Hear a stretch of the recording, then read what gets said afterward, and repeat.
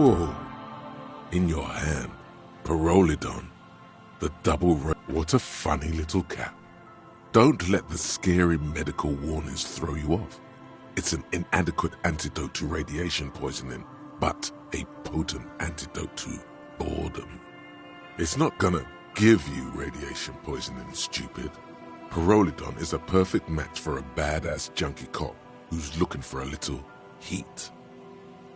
You need to lower the radiation levels, your stomach thinks. Slurp it. The container is warm to the touch. Or is that just the anticipation? You screw the lid open and look. A little slit on the side lets you just slurp it up. Like an oyster. Come on, slurp it. What is he? Your mother? Is Kim your au pair? Slurp it. Slurp the morsel of danger joy. You suck a manly dose of the extremely chemical-smelling liquid into your mouth. There, it seeps into your tongue. It tastes like many things, all melting into one conflagration in the back of your throat. As you look around, the world slowly exists. As it not really. It's just a metaphor. The effect of that otherworldly drop of liquid is slower, more subtle than that of real flames, yet just as warm. This warmth, it makes you want to share your discovery with Kim. I'm happy for you. His glasses turn golden as the fire reflects off the lenses. You feel this man is your brother. Just don't mix it with anything, he thinks, looking you over. Thankfully, his sense of balance sees, wow, Kim's badass. Or he's had a druggie partner. Whoa, that's probably it. He's seen it before. Look at all these guys go off like fireworks as information pours into you about the lieutenant's simple remark, I'm happy for you. This stuff is great. Why not? This government-developed substance seems very non-intrusive. You could even operate heavy machinery. Fire machinery. Already you can tell you're going to be slurping a lot more Pyrrolidon. This stuff is going to give you insight into that if you can keep the vomit in. In the bottom right corner of the screen, there's a Pyrrolidon button. It gives +1 to psyche skills. Empathy, suggestion, authority, inland empire, esprit de corps, and volition. This is good before rolling a white check, but damages your health.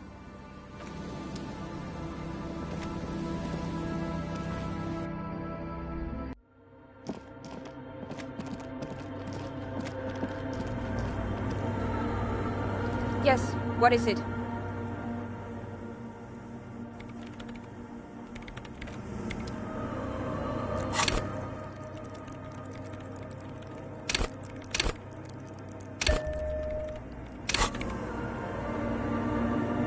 Yes, what is it? Everything disappears. You are draped in silence like a drowning man staring into his puny little headspace. And then the pressure changes.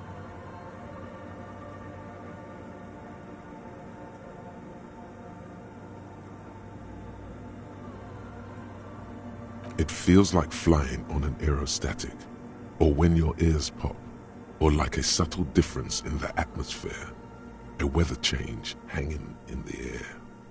What if the sound you're looking for is too low for you to hear it? A better sound system? All right, but where would we get one? Suddenly, a rhythmic beat permeates the walls, causing a small patch of decorative stucco to crumble onto the wooden floor. They should really allocate some renovation funds to this place. No. What they really should do is shut down the disco men for disturbing neighborhood peace. You mean the speed freaks? Of course, the speed freaks. They have a fantastic sound system. And you think they would help me? I guess I could live through a week or two of peaceful coexistence. Sure, let me know how it goes. Thanks, officer.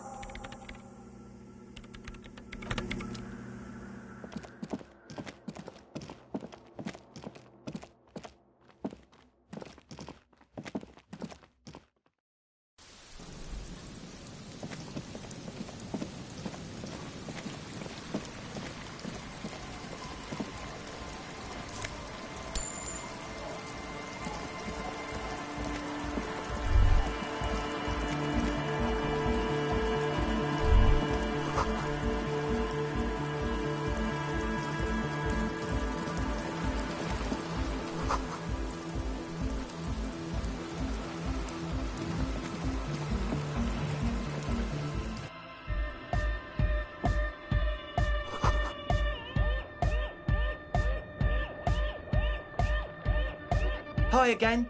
So, how are things going? Yes. What?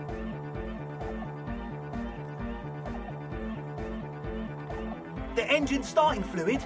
It's for starting engines. Is the amiable speed freak becoming a bit cross with you? Sounds like it. What's with the goddamn Romangarod earrings? It's cold. The fluid's for the generator. Keep on it, sire.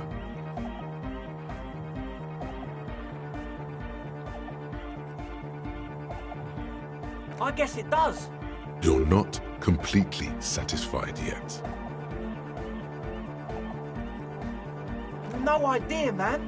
Did you know ethyl ether is used as a light anesthetic and a solvent and an explosive and for manufacturing amphetamine? Yeah. Good to have, bitch to carry. When I first... Yes. What? He nods enthusiastically. No doubt. Yes? What's the deal? We are grateful, Copman. You're an augury of a new era of Nordic dance music. That's fine. We can manage. And you're still sure about keeping our little side business, right?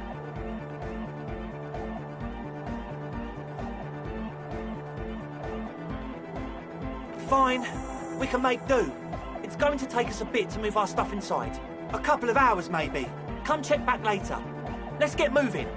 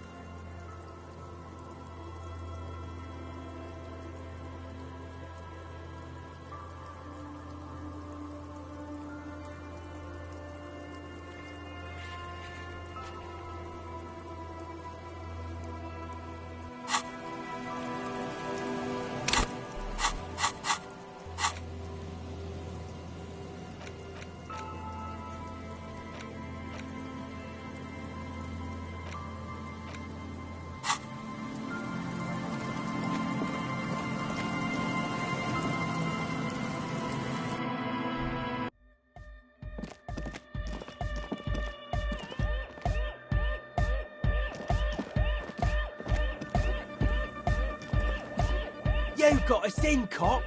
I can't believe you got us in. Between you and me, I don't know if you've noticed this about me.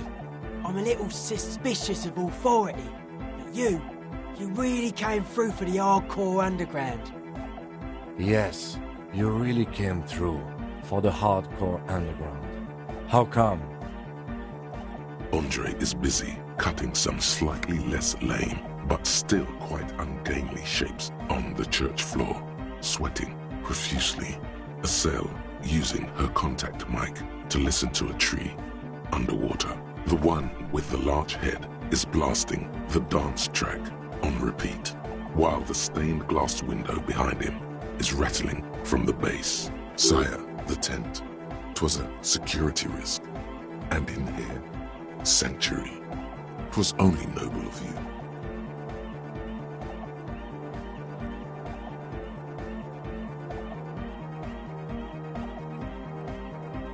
Okay. What he means is, you can't possibly have handed them this real estate for such a flimsy reason. Then again, whatever keeps your nose out of the bottle and on the job.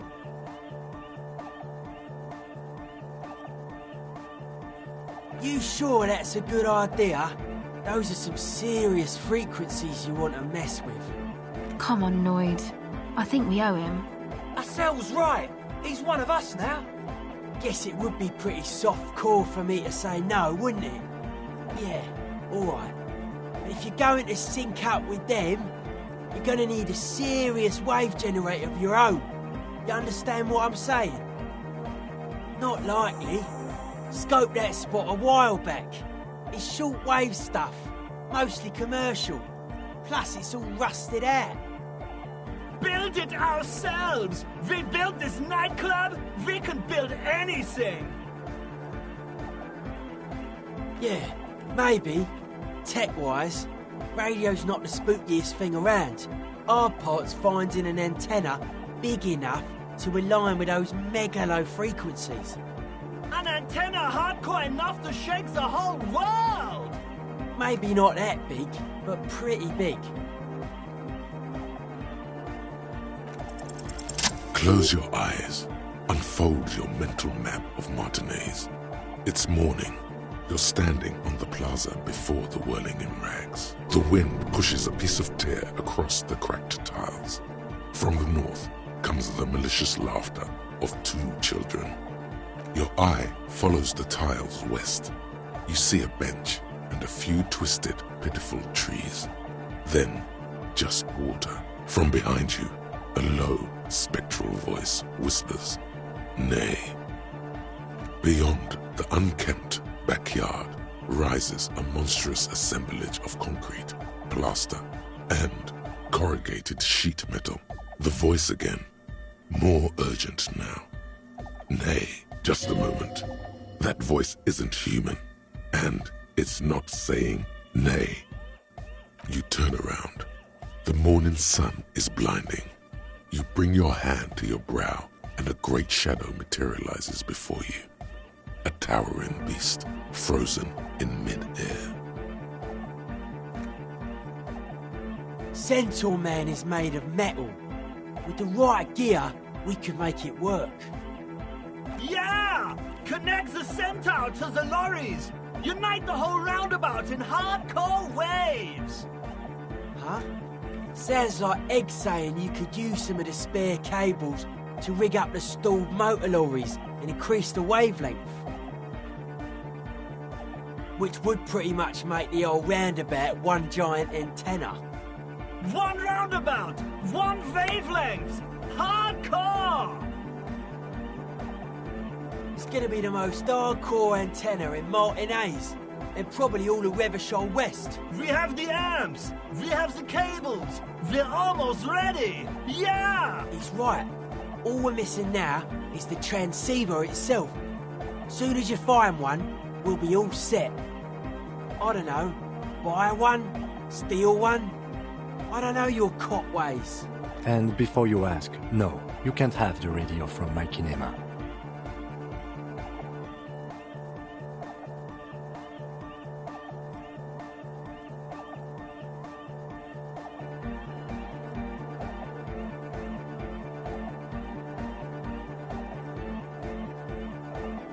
Can't do it. We just got this place set up. Can't go risking Egg's most important equipment. Yeah, probably. Thing is, you'd have to be an engineer to get it out. I'd stick with regular radios if I were you. Some equipment from harbour could work. Worth the legwork at least. Maybe, if you want to pay money like some kind of money lord, yeah, pawn shop could have one.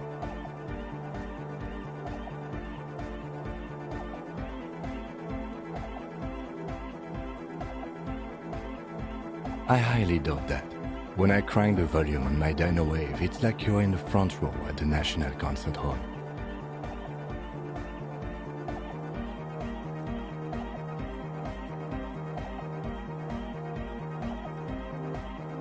A cop-on-cop challenge. Not bad. Let's see what you come up with. Though I have to say, cop cars and lorries usually pack the best equipment in town. While you're gone, me and Egg will get the rest of the gear together. Meet us back here when you got it. It's a miracle of carpentry.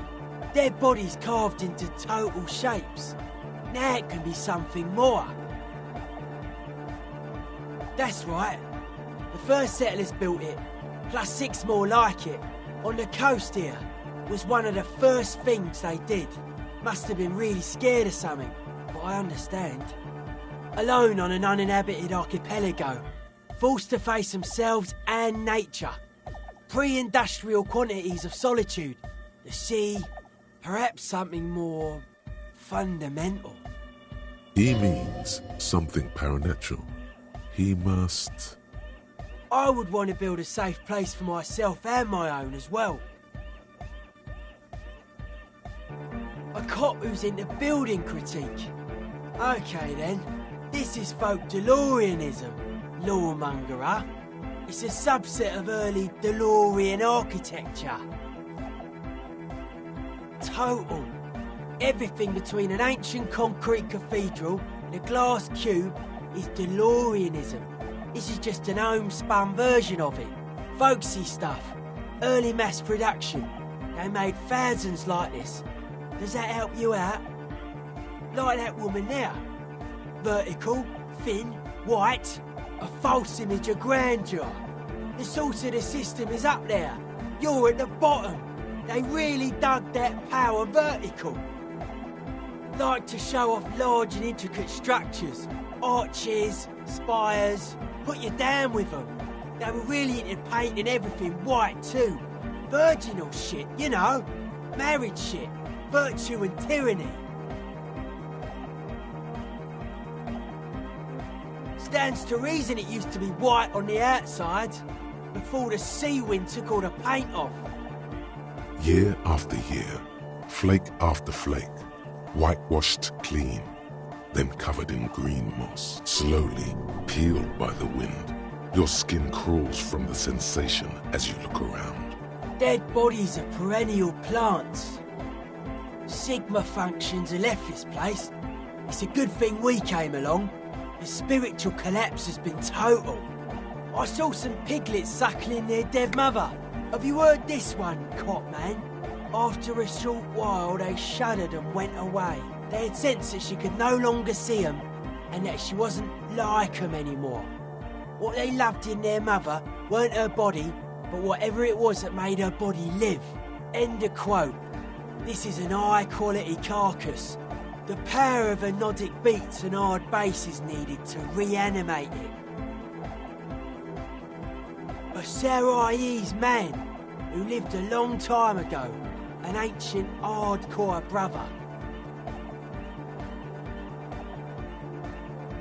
A 3,000-year-old tyrannical regime of history, built and maintained by hundreds of generations of self-appointed intellectuals. It's false core.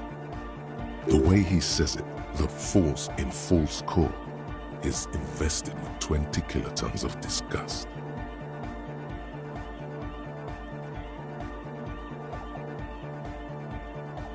I only said unity. One word. Figures of authority always misquote you. Andre doesn't care about the Ecclesiastes. He just wants the operation to run smoothly. And Egg is a demi-beast. You shouldn't listen to what people say. You should listen to what they are.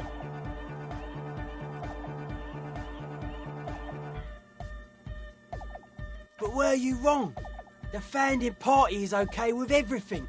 Look around. They don't have enough love for the human crew to oppose anything anymore. We're on our own.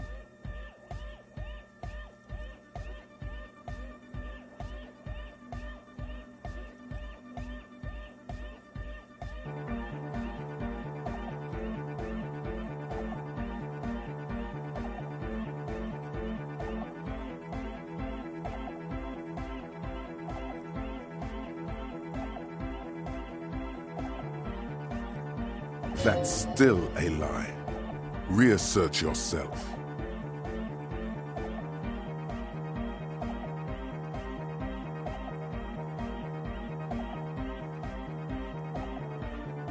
Mewling wimp.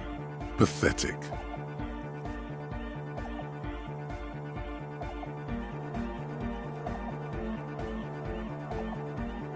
Anodic dance music.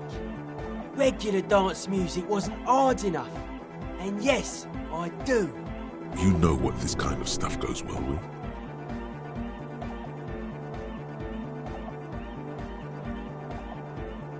Only a little.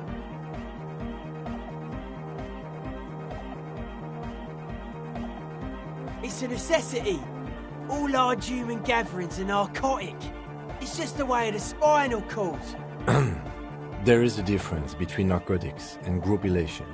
One kills you, the other does not. The supercharged humanism that the innocentic system has been feeding us on giant city squares, that's not a drug.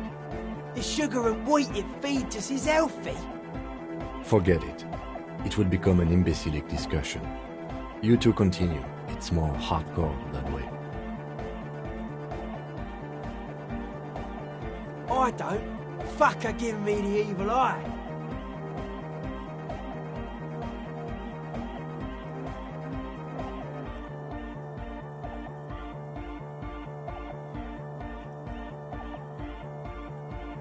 No wonder. We have to get rid of it. Dismantle it.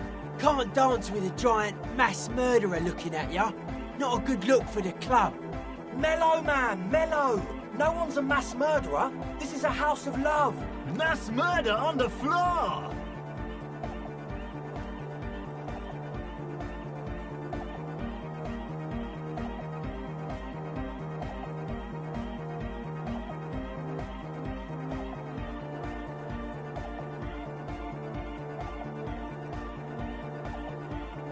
The world spirit does not have a body. It has organs.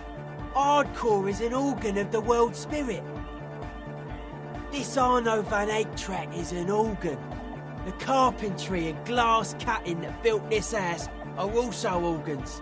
She's a thief, if you ask me. An organ thief. All innocences are. Humanism leads to eating sugar and pigs. Humanism was invented to mass-produce billions of humans. Billions of humans can mass-produce hundreds of billions of pigs. And many, many more tons of sugar. She liked games. Her legacy, the thing we live in, isn't real life. It's a strategy for some kind of victory against a long-dead opponent. But, yo, I'm only annoyed. What do I know? There is. She is a party repellent and must be taken down before we can begin partying in here. No, that's not it. It's something more. Something closer to your skin. The speed freak looks the same way. It is dark there in the back of the church. For a moment, the music echoes strangely.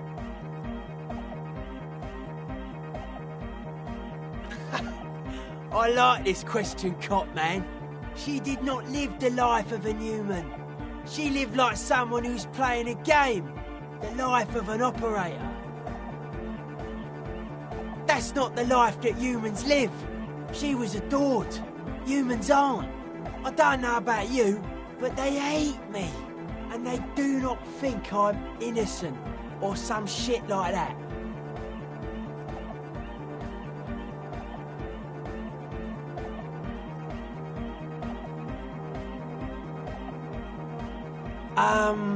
Yes. This speed freak does not quite understand the sudden escalation of emotion in that argument, but he agrees nonetheless.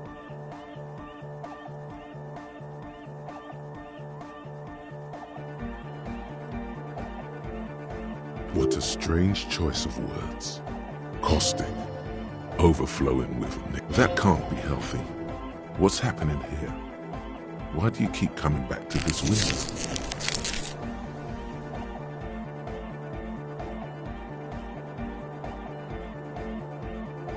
Well, you shouldn't. You shouldn't come back to this anymore. Stop talking about it, please. Hard to say, Cop Man. Signs in here are distinctly wild. Gonna take a while before everything's properly synced.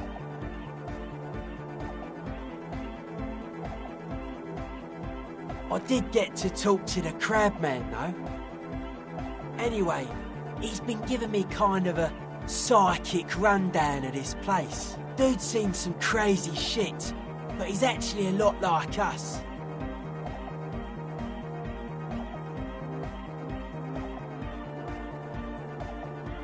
Have you been listening to what Egg's been saying? Love is hardcore, man. And the mother's love is the hardest core of all. The man picks up on stuff. And he knows a lot about the church. I got a lot to learn from him. Good thing you didn't squash him.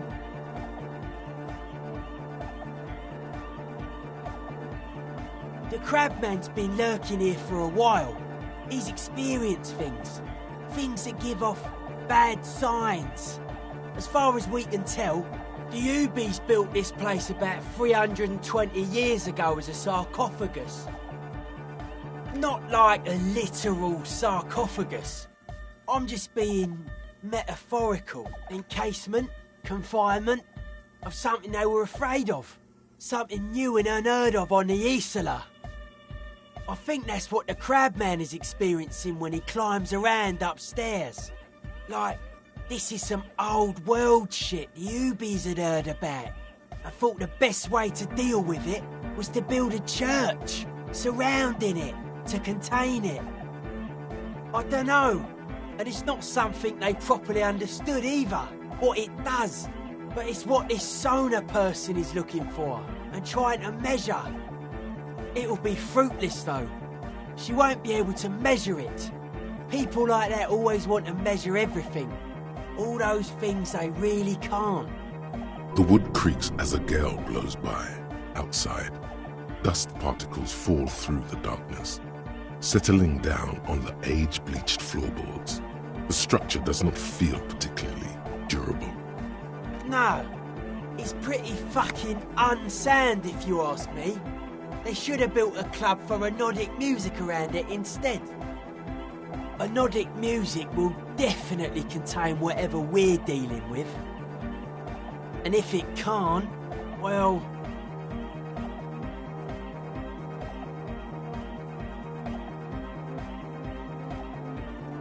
Seems to be the trend around here, doesn't it?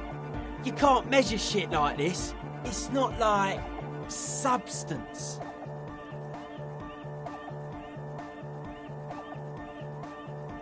Like a concentric ring spreading out, the struggling villages. And I don't know, maybe, maybe not. It's not a thing we can answer, Cop Man. Even I have limits. I'm a limited size person. Maybe you can figure things out, Cop Man. I think we got on a good level here. The signs are syncing up well. Suspicious people are esoteric people. We don't go around spilling everything to Johnny Law. They don't call me Noid for nothing. It took us setting out for this whole enterprise to get our signs synced. It's short for paranoid.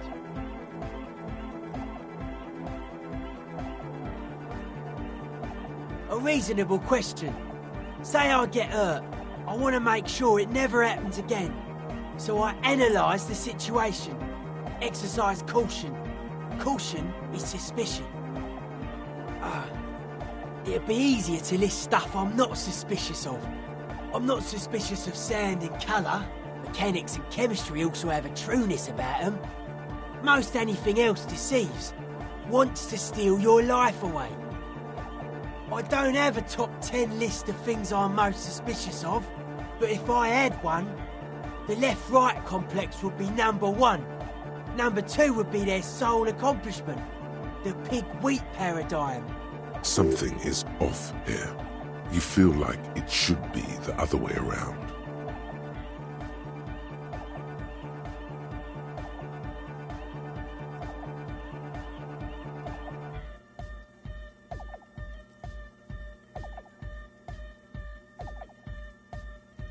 No, politics is an inert complex of daily corruption and inane think pieces. The real paradigm is economic, and it concerns pig and wheat. This is where the innovation happens. It's only a theory, but I suspect they're breeding a pig-wheat hybrid. Probably in Grad. I prefer not to. Both ask the wrong questions. Any spark of light from either one is accidental. Their combined movement's only concern is producing enough pig and wheat for everyone. The end goal of humanity.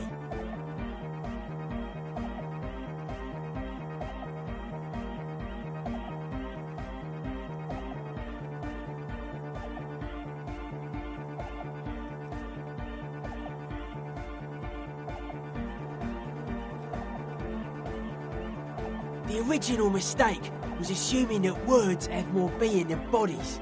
That's what led us astray, far from our true lives, but we may yet find a way back. Whatever this true life is, you feel it's the real centerpiece of this mythology. It's our only shit. We should make better use of not being animals or cereal grain ourselves. Yes, having food is means to an end, but the left never talks about the end, only the means. Caps are likewise suckers, constantly sleepless in worry. Mental illness is a term the powers use to homogenise people. I think I don't reach mental illness. I am merely politically ill, a suspicious element.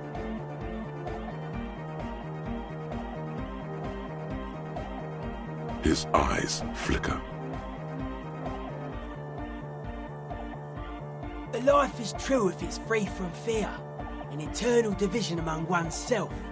In others, mankind has seeds of greatness in it. A germinal will come, a return to trueness. It will be hardcore. Beats and bright lights to shatter falsehoods. Nerve impulses for the collective body. We are very much alike in basic structure. An hard enough beat would awaken everyone to a truer calling. In unity. Just like that, the speed freak is right in your face, his eyes burning. His comrades look on worriedly. Rejection of the right-left axis. Emphasis on unity. Appreciation of some primordial mode of being. What does that remind you of?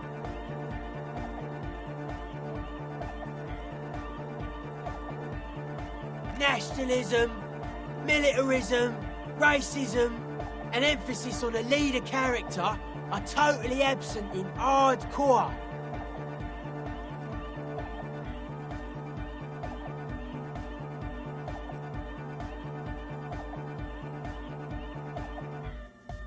He picks up a wrench and scratches his head with it, unaroused by fascism.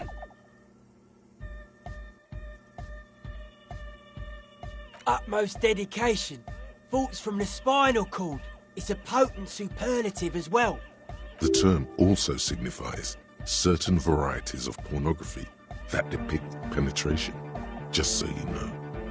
Egghead usually has a better concept of the hardcore. He just really likes saying hardcore. Hardcore!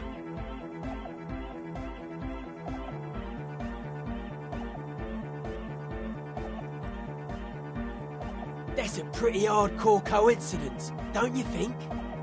Yeah! Many non-Occidental cultures share a beat at their art. Thus, they are closer to true, hardcore life. There's just never been enough of them, and they had to rely on some extremely basic percussion. Lord of the Western Plain, it is really happening right here. The migrants are contaminating our youth.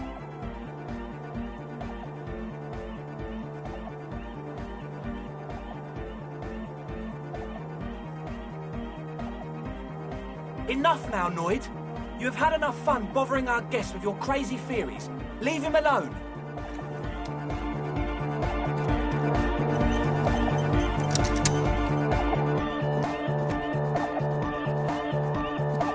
She's whistling a melody, her trusty contact mic attached to a wooden pulpit.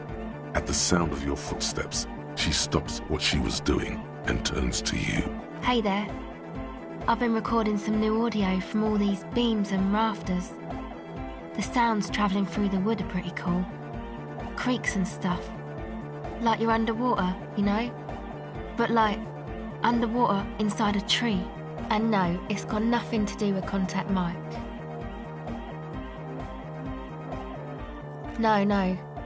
I actually wanted to thank you for getting me and my friends in here. And we even found some new associates, such as they are. Good, I think.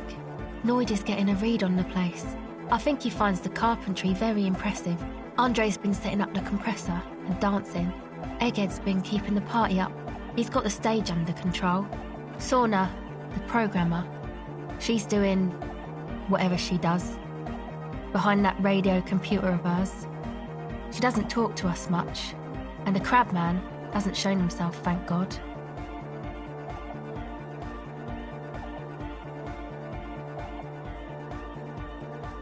Sure, you helped us out.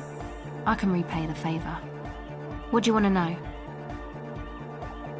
Oh, she's a bit odd, I have to say. Doesn't talk much. I'm not really sure how to vibe with her, you know? Seems like she's not in a very good mood most of the time. But earlier today she told me about Welkins, and she seemed oddly happy, like she had some idea with those little creatures. Some artistic idea. I didn't really listen, I was busy with my mic. Oh, the crabman. Still gives me the creeps the way he moves. But he doesn't actually come down that much, just climbs around the rafters. I just tried to stay away from the crabman. But he talks to Noid. They seem to have some thing going on. Beats me. Noid said they get along somehow. They're both crazy enough, I guess. Who knows? He doesn't really answer our questions, see? Not that it's easy to ask them. What are we supposed to do, yell up at the tower? Who do you want to know about? Andre. He's a cool guy. Doesn't really come off as one, but he is. To me, at least. She rubs her sides, but not from cold. Her shoulders are relaxed. She must have taken a hit, or she's on an upswing. He takes care of shit. Sorry. I mean, he's got a vision. For what life should be, you know? He tries to push things until everything falls into place. He's an organiser. Nothing. But then again, there's nothing to organise around here either. He really wants this church thing to work. Must have taken it as a sign when he found it abandoned like that. Said it was an augury. I don't know where he got that from. Andre's not super intelligent. I've never seen him so psyched about anything though. And he's often psyched. Looks sort of desperate, like it's his last chance or something. Or maybe he was just high. I mean, not that he does drugs, just high, you know?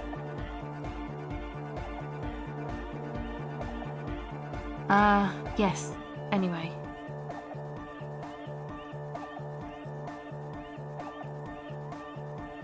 Come to think of it, yes. He's in some kind of a self-destruction mode with that hair of his. Bleaching it like that. Probably wants to get rid of it altogether. Yes. Who do you want to know about? He's a four-burger, I guess, like the rest of us. Okay, maybe not Egg, I don't know about him, but Noid and the rest are from Forberg. making the pilgrimage up north to visit the Elysium.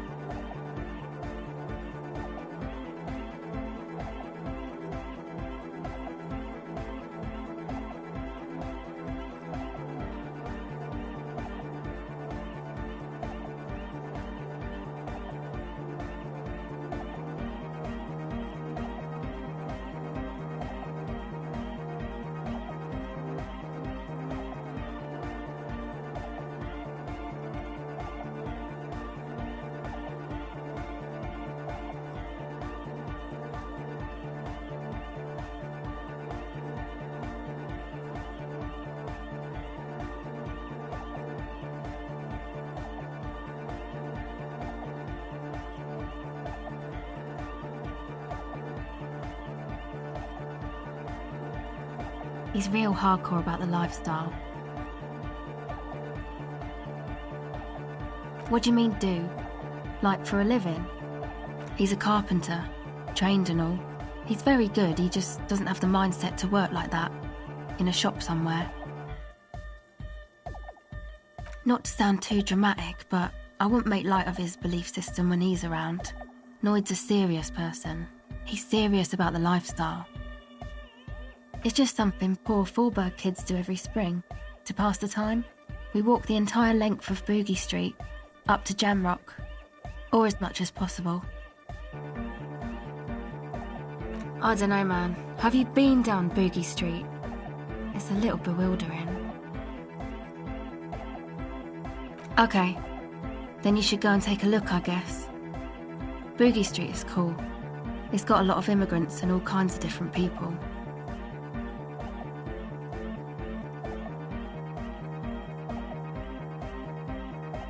Yeah. Who do you want to know about? What do you mean? Oh, that. He's the party boy. And Nordic music doesn't really do vocals in the traditional sense. Vocals are thought of as rock. That's to say they're a bit backward. No offence if you like rock music though. Rock music's cool by me. Pachoo, swish. Your credentials as the resident future man of Revachol are being questioned. Show her you're hip with the times, Gramps. Anyway, even if you don't have vocals, you still need someone to say something every now and then, right? To urge things on. That's where the party boy comes in. He basically just stands on the stage and dances and yells how awesome everything is. It's very catchy. I understand. People are usually afraid to do things if others aren't already doing them. Dancing makes you dance, like sneezing makes you sneeze, or yawning makes you... Anyway.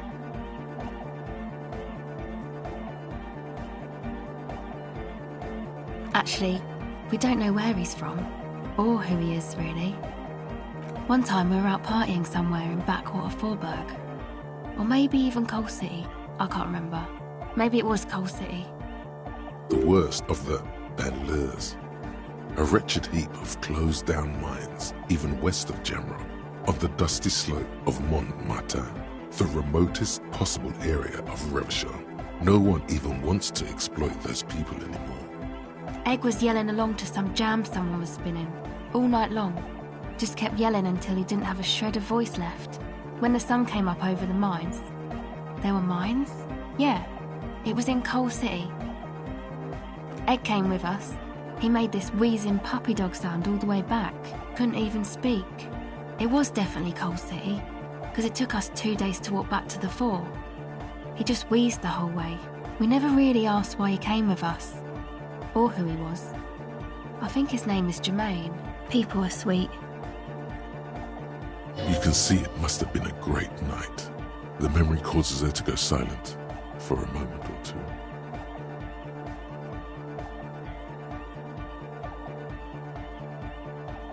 Who do you want to know about?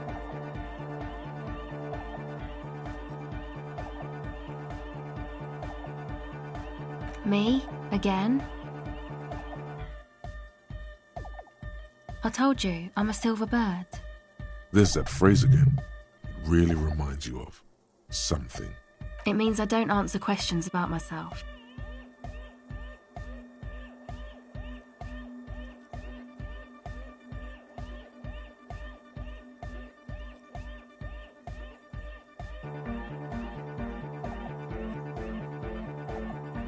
Is there a law that would stop me from lying, though?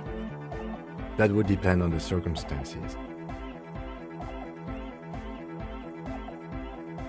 Thank you. Sure.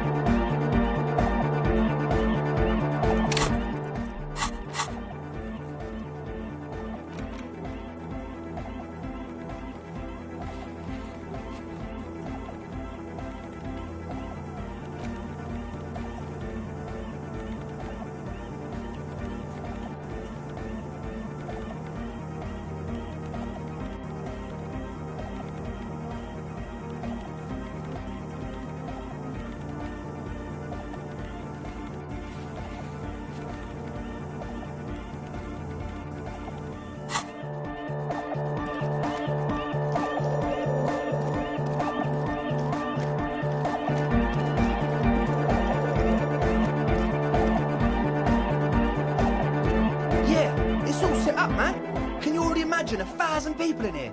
10,000. Ecstatic vibrations. Totally transcendent.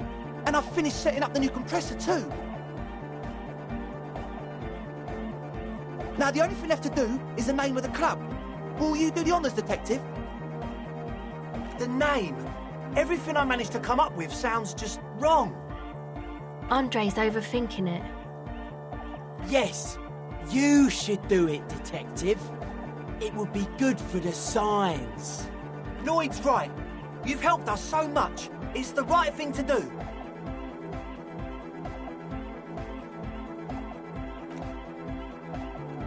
How about something simple, like the club?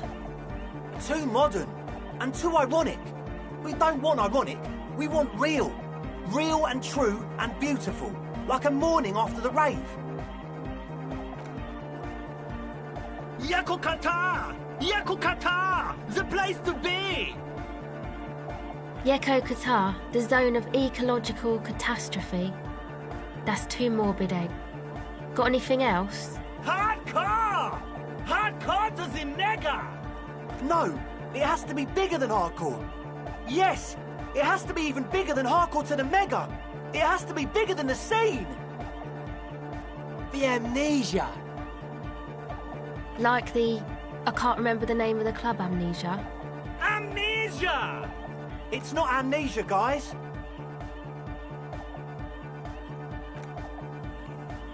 I don't. Good. We have too many opinions anyway. I wouldn't.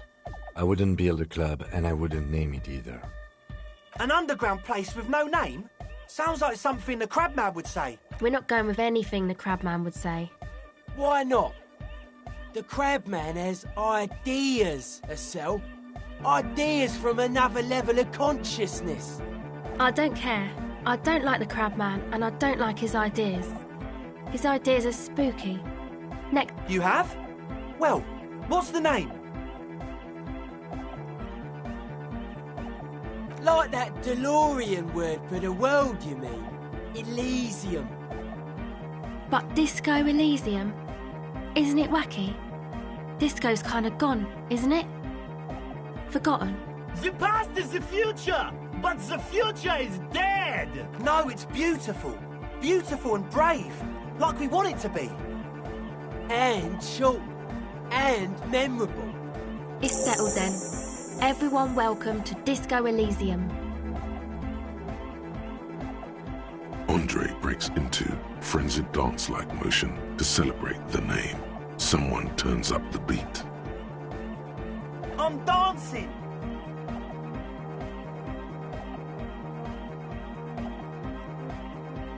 That soft core gyrating is supposed to be dancing? Yes, my man!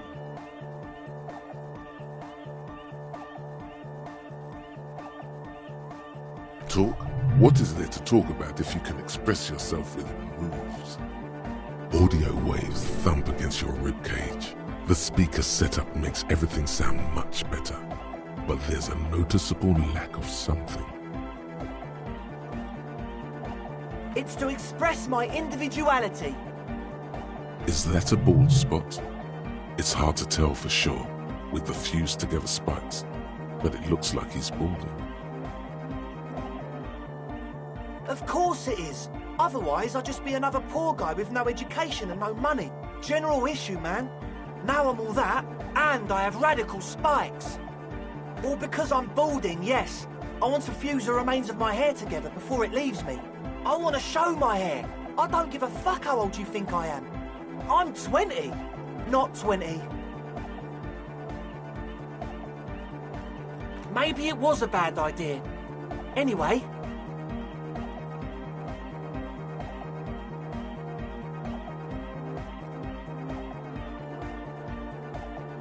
Oh yeah, that's a meteor and name for the founding party. Thought it'd be cool to use it. If you don't know what the founding party is, there might be a way to mask it with minor demagoguery.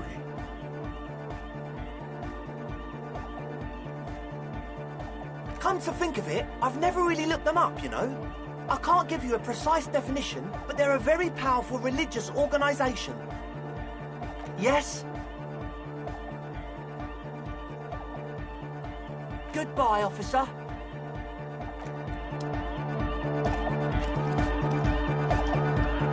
Denarian Church! The place to be! Make some noise, my church people! Vibrations thump through your blue soul. The music sounds much better in the church. A hawthorn tree on Rue de Saint-Gislain, tangled in its branches, something bronze flutters in the wind. He stands on stage behind a table, nodding along to the music and waving his hand in the air. In front of him, the audio mixer, one reel spinning. The other reel deck is empty. Cables run hither and thither. On one side you see an auxiliary line in with the number 4.5 written next to it. Yeah! Back on the case! No disgrace! Bring it down to party place! The first page of the second chapter! Could it be? Maybe for him, you only have a chapter or two left in you. Last of the penultimate, more like. Dark Horde Heart! Basically, yes it is.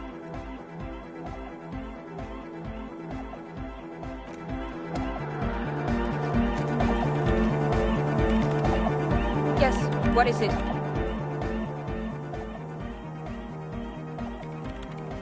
What? What did you say? I can't hear you! The music is too loud! Oh, the project! It's not going well!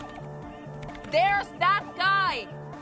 I need him to plug a 3.5 cable into the auxiliary input so that I can route the audio signal through the mixer into the speakers. Egghead! A 3.5 cable! He doesn't listen to me! He only ever seems to care about hardcore and Yekokata! A place to be, apparently! Thanks! Maybe you can get through his magic rhymes! Let me know how it goes!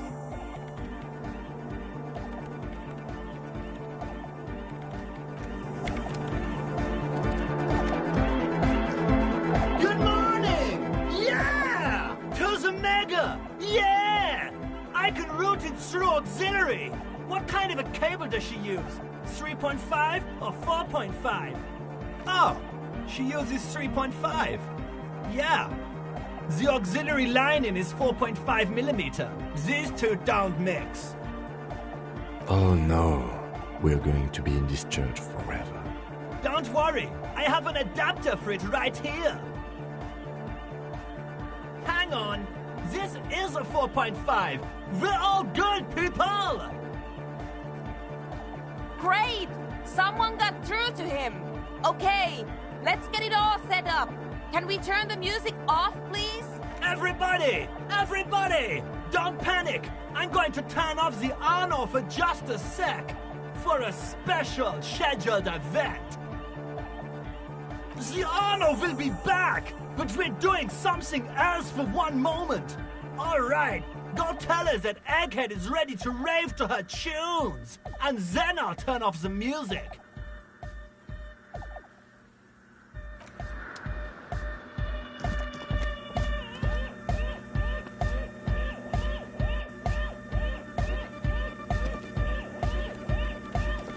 Yes, what is it? Okay, but think you can ask him to turn the volume down a bit? Just in case. Maximum! Maximum is the only way! I know it is, but could you please turn it down just this instance? Just this one time? Maximum is not the only way, okay? Pump it to the brick! Pump it to the hard master! There's no other way! Glue style! See? He pumps it to the hard master. It's hopeless.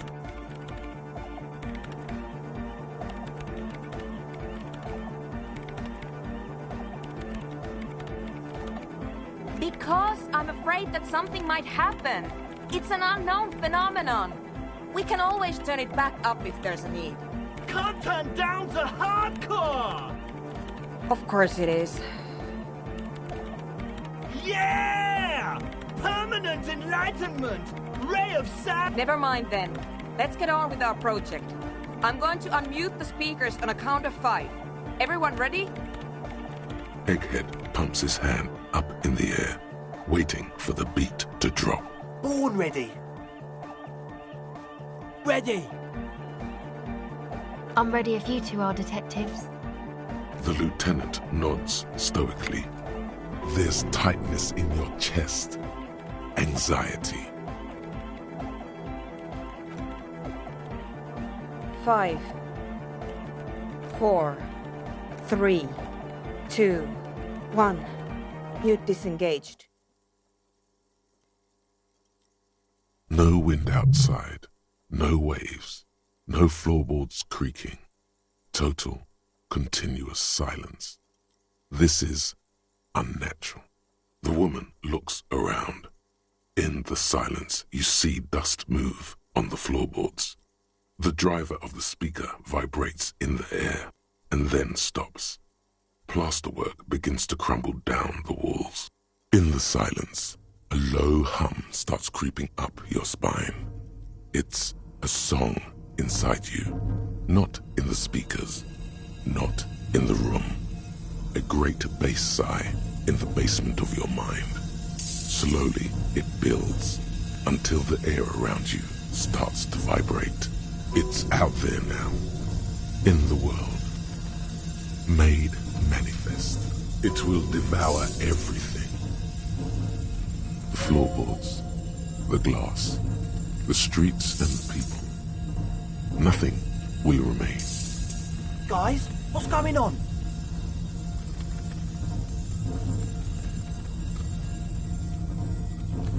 It's getting louder! In the basins, the water looks like it's boiling.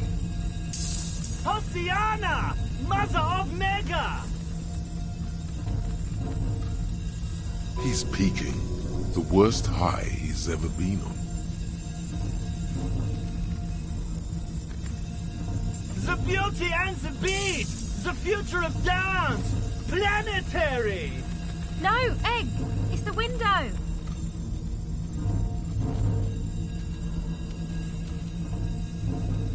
In the corner of your eye, the lieutenant steps aside, cautiously, his eyes searching for a possible evacuation route.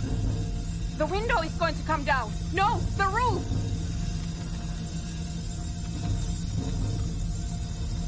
Cracks appear on the stained glass window. Cracks run up the wooden pillars in the dark. Come down to us! Love! Below it, all the bass grows, like the jaws of a giant compressor gnawing on metal and wood. It does not sound benevolent at all. It's shaking the building's foundation. The floor twists. That's it. I'm muting it.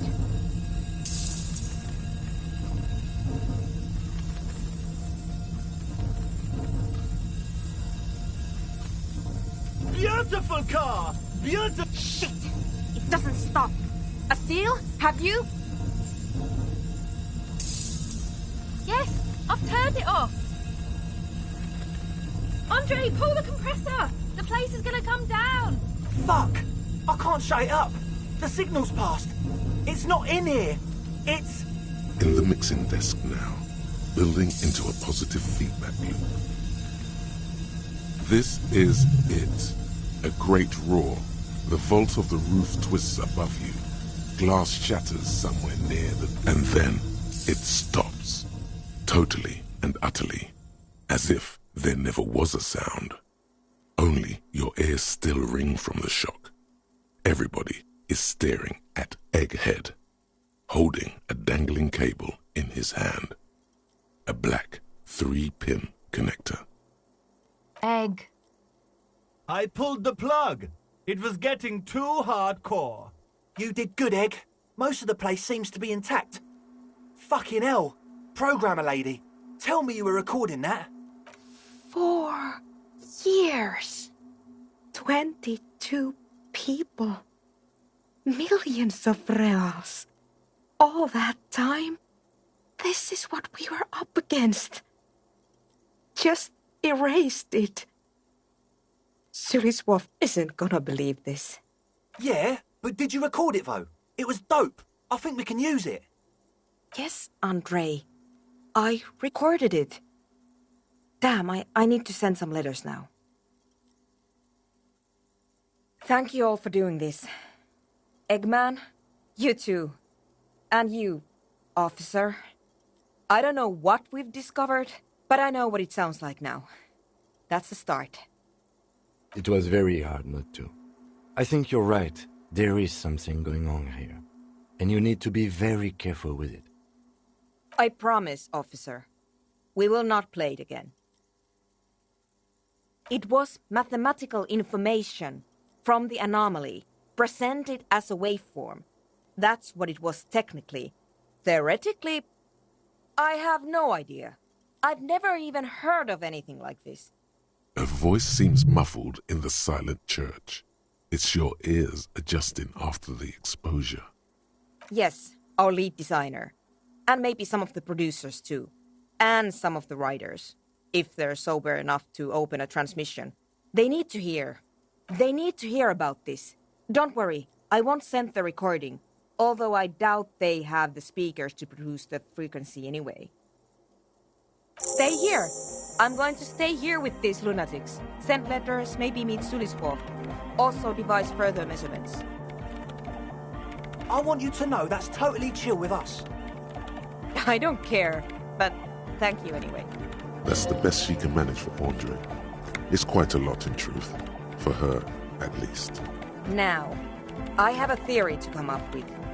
Some kind of preliminary explanation to all this. Or the letter will sound like I've lost my mind. Yes, and we have to get back to stabilizing Martinez. Instead of demolishing it with loud bass noise of unknown origins. Some tiny hard thing lets go in your stomach. You're still alive.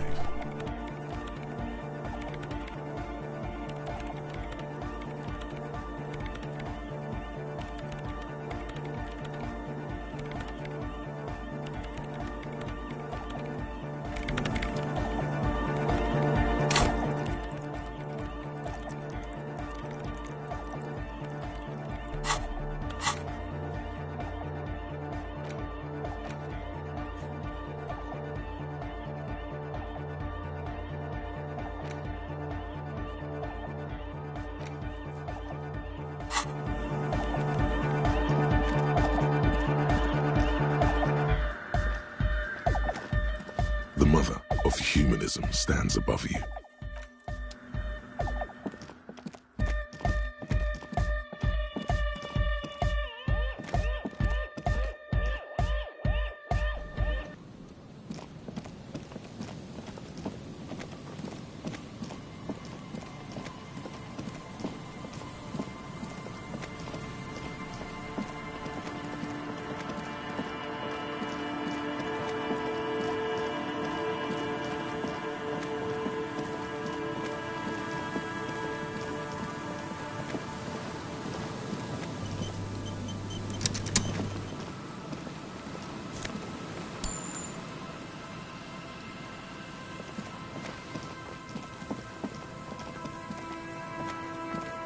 An old door, worn by elements, guards the depot. The wind has blown a sand dune in front of it. The door hasn't been opened.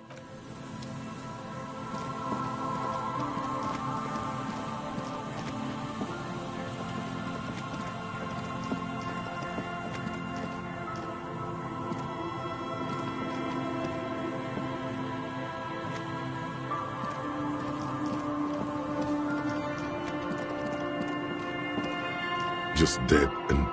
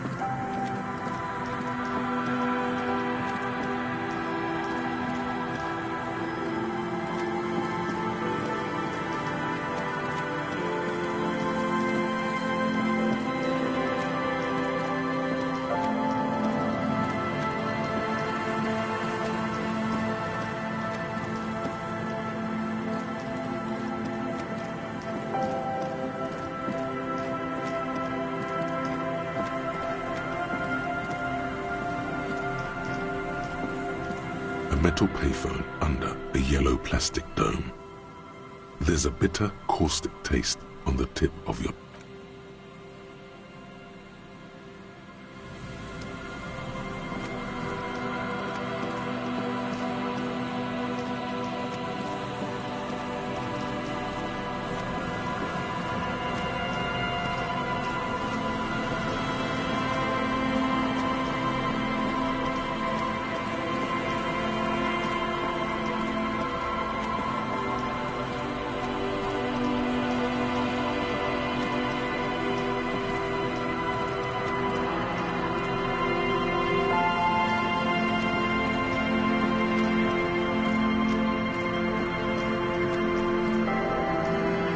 A few local...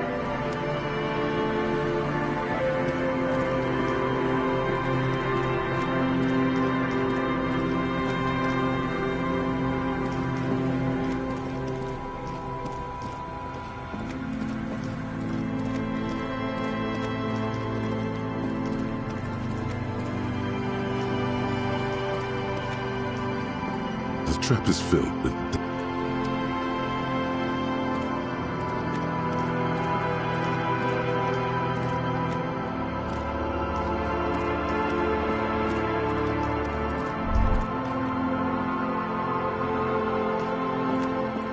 A scattering of bullet holes is spread across the cracked wall, reaching from one corner to the other. A row of ghostly shades stand facing the wall.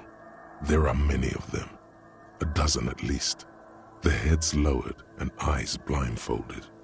10 meters away, other shades are lined up in an orderly manner, automatic rifles primed. A gust of wind blows by. The coats of the firing squad flap slowly in the breeze. A single person stands on the side. Snowflakes fall on the wooden planks and the surrounding sand dunes, covering the land with the white of innocence. A long time has passed since the moment of this fusillading. Rain and brine have since washed all the blood away. Not a trace remains. The abundance of bullet holes leads to two options. Either an inordinate amount of executions were performed here, or they did not use a conscience round, where only one soldier has the loaded rifle. Looks like this was a mass execution with everyone fully armed. A host of men, probably in everyday clothes, ragged from the conflict and covered in dust. They were not sitting, a common practice for executions in some nations, as demonstrated by the height level of the bullet holes. They stand, facing the wall. It's impossible to discern any details about their personality or background. Ordinary people, familiar, each and every one of them. Collateral damage on the path toward normalcy and progress. Such is your belief, officer. 7 men in combat uniforms and dark coats, holding automatic rifles aimed at the people. Soldiers from some side, but from which one?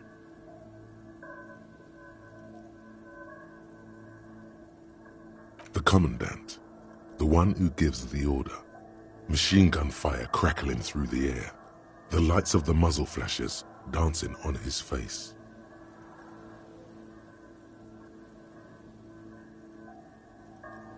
I don't know.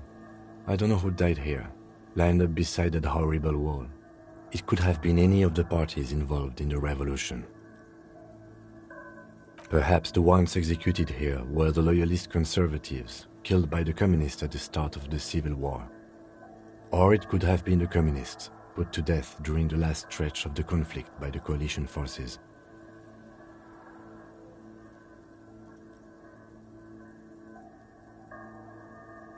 Remember what Trent Heidelstein said about Veld.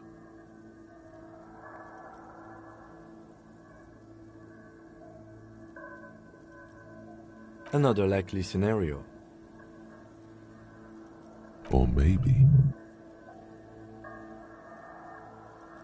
Yeah, it's very unlikely the coalition forces were the ones who died here.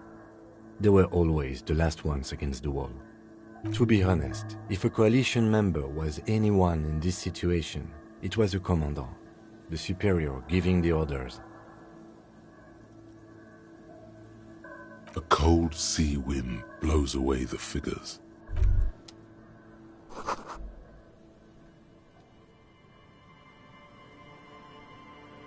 A row of ghostly shades facing a crumbling wall, with another 7 shades standing 10 meters from them. A cold sea wind.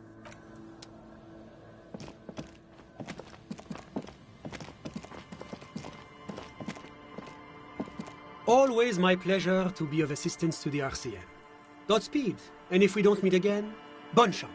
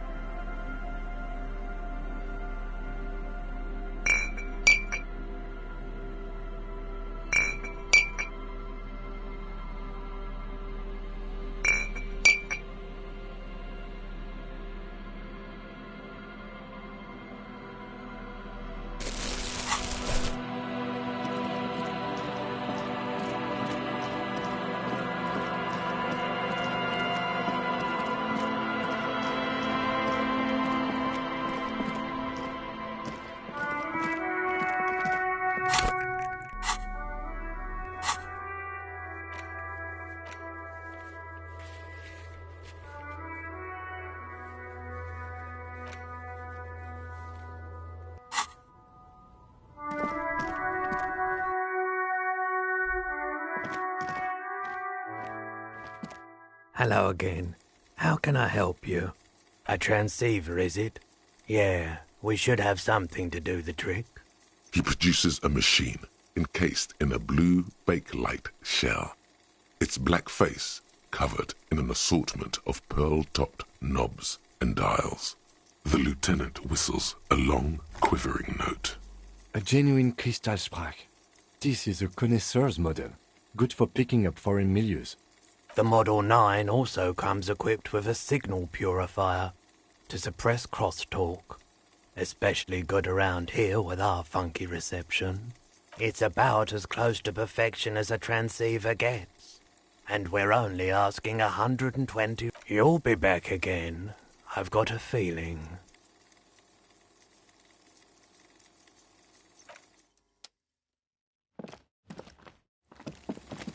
You see rows of toy soldiers.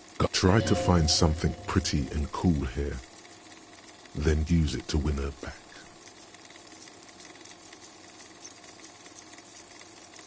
Yes. Buy something nice. This sounds off. You shouldn't trust this guy.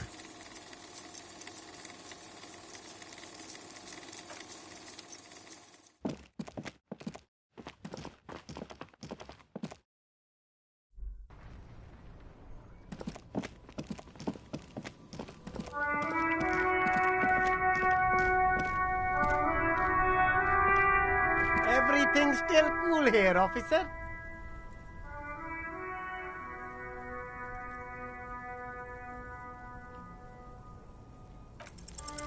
Start with a little compliment, then work your way up from there. Oh, okay. But why, officer? An investment? What kind of investment? Or you could not make this about corruption and go with something even wilder.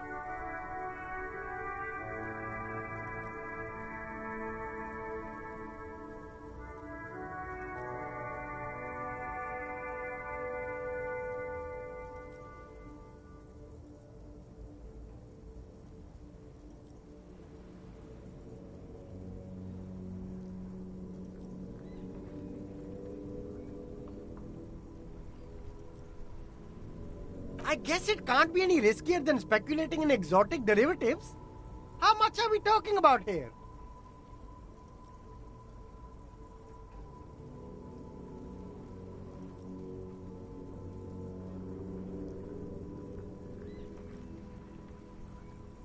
But officer, I don't have that kind of money.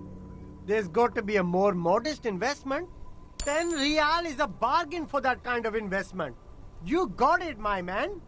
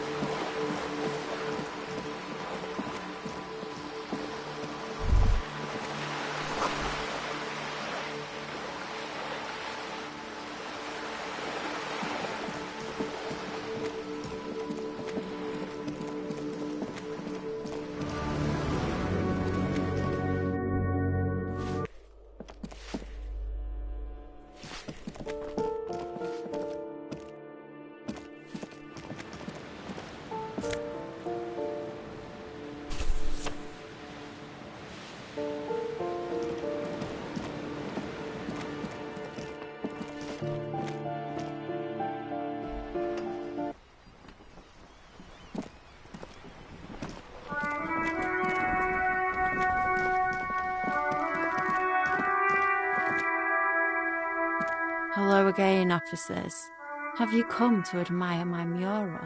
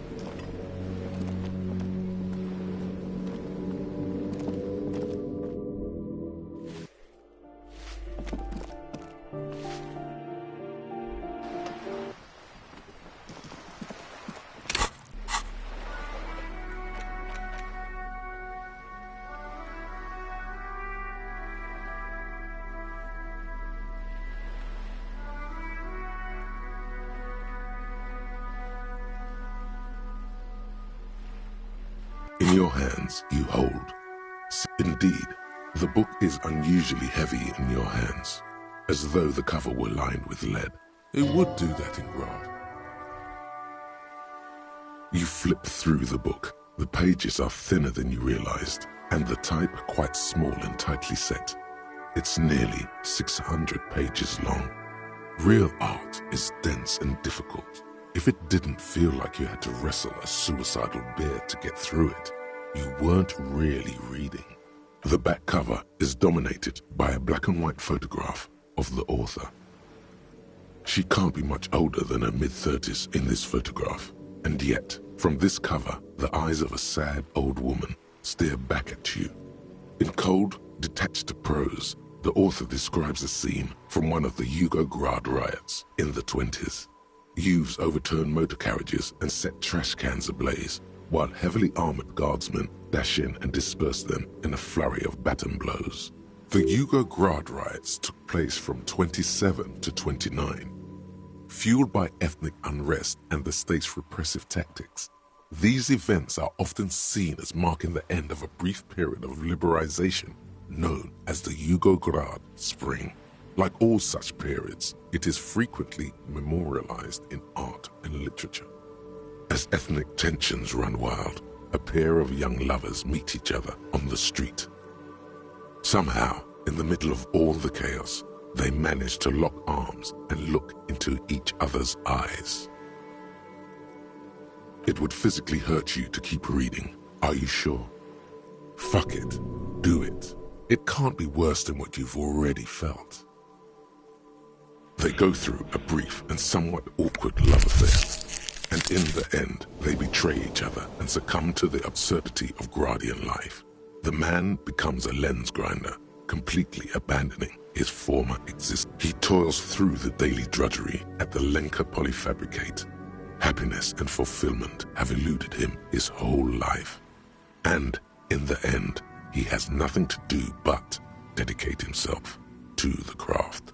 She spends the next several decades standing at a conveyor in a Sosnovo fish processing plant.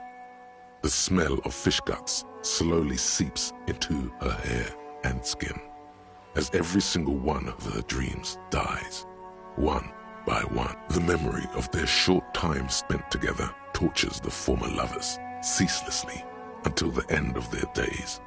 Yet, as life leaves their remains between the soil sheets, their final thoughts are filled with regret. Good stuff. I fucking loved this.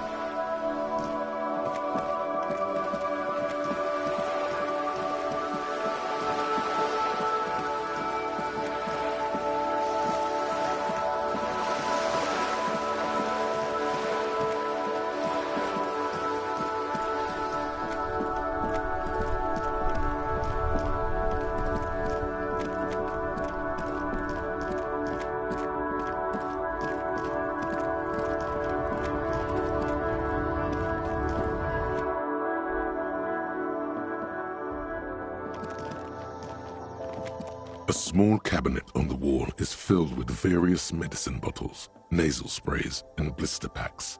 They all bear the Saint Baptiste Pharmaceutics logo.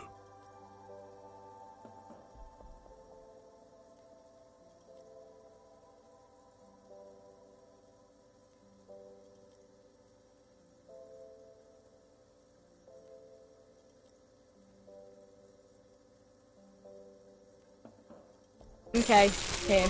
I hope Saint Baptiste makes you feel better or something.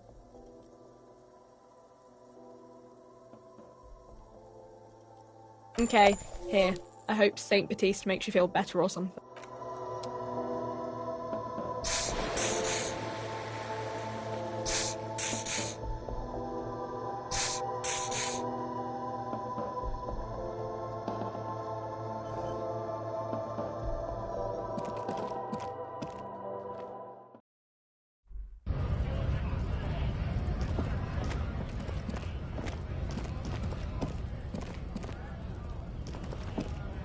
Looking for something odd?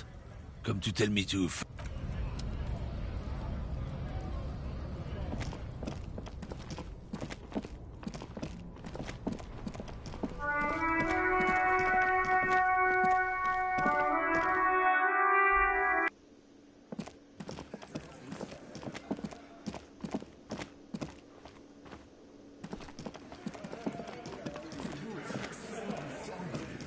It's you again.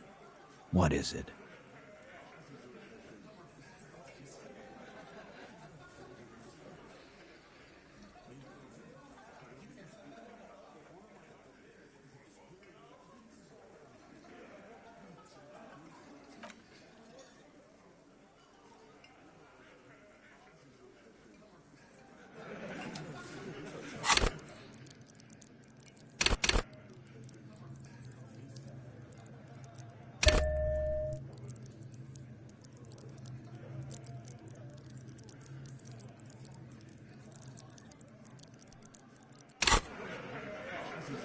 It's you again.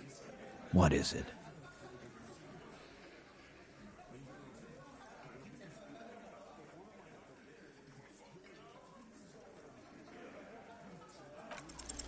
Convince Titus he's being manipulated? Bad idea. Bringing her up will do no good. You should know by now. Titus will never falter.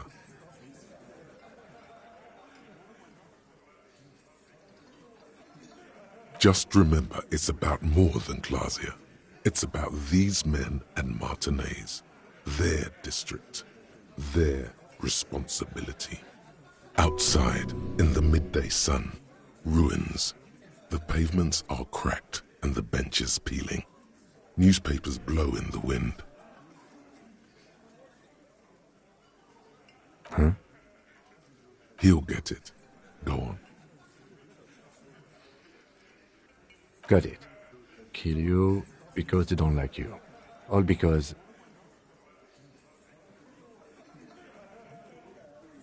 Yeah, we liked it. It was fun, wasn't it, guys? We had a great time. It wasn't for your fucking entertainment, Dennis. They kill you because they think it's funny.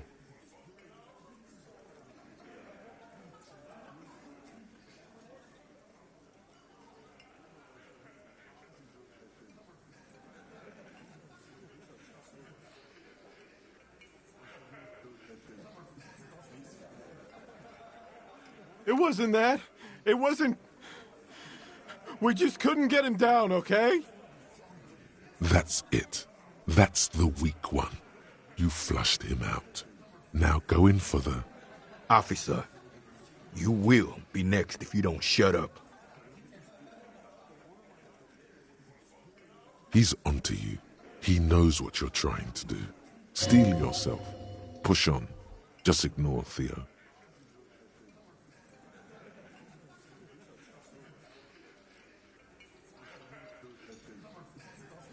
The lieutenant has put down his notebook. His hand is resting on his holster. He gives you an imperceptible nod. What? What does that mean? Go for it. The lieutenant has his eyes set on the fat guy. Push Angus. We're almost there.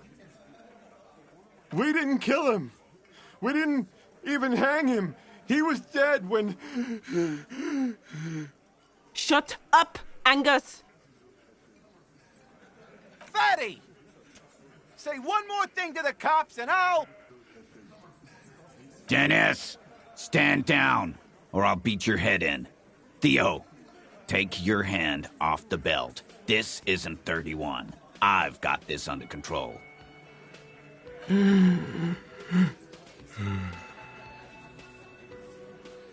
Angie, where's your goddamn inhaler? You sound like you're dying. I left it home. I can't get it. I'm too fucked. I'm sorry. Why are you so fucking fat, Angus? Now it's all pointless. Because of you. You wasted my time. I told you, Titus. I told you just give her up. Lizzie, your help is no longer needed here. Go tell Everard. fine. I'll tell him.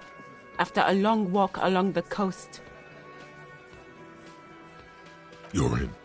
He's all yours. Questions?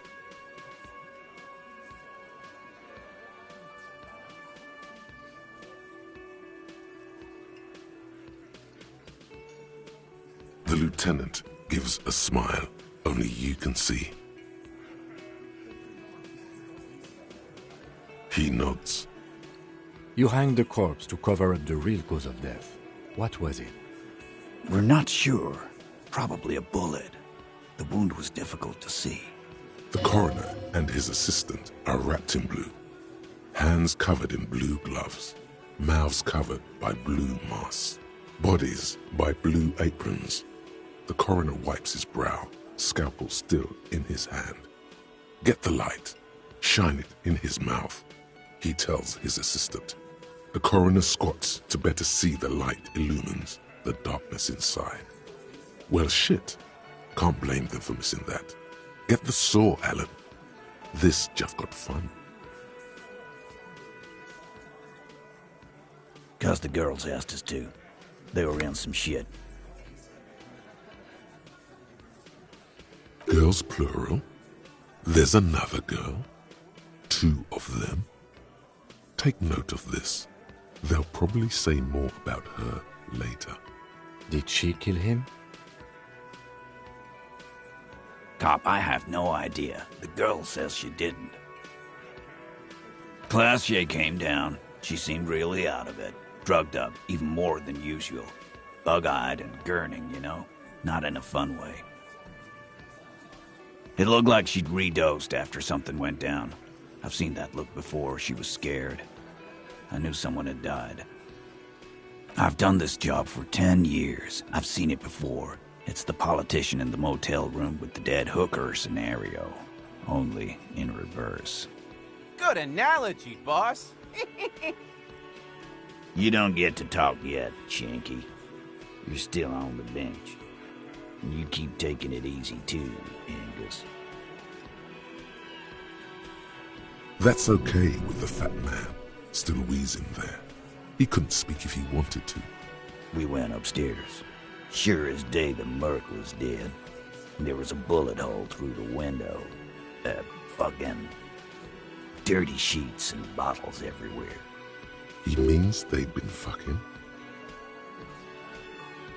Tibbs patched the window. And the corpse. We hanged.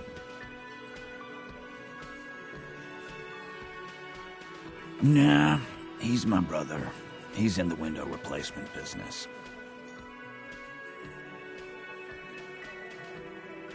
You may have noticed our girl's in some shit of her own.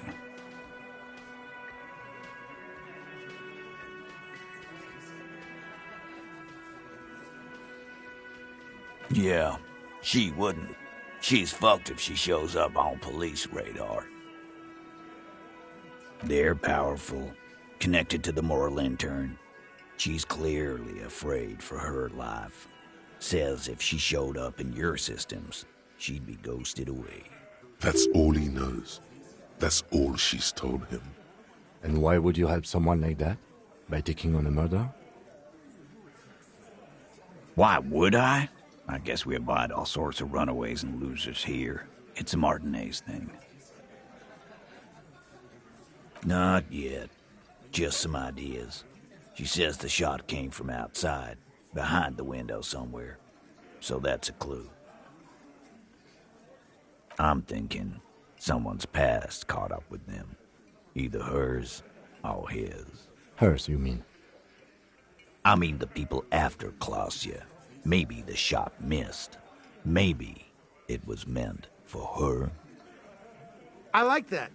Been thinking the same thing myself.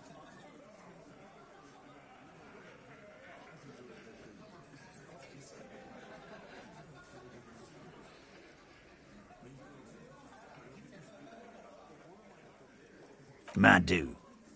One of those mercenary buddies of his could have done it. They got guns. Training. Years of bad blood, probably.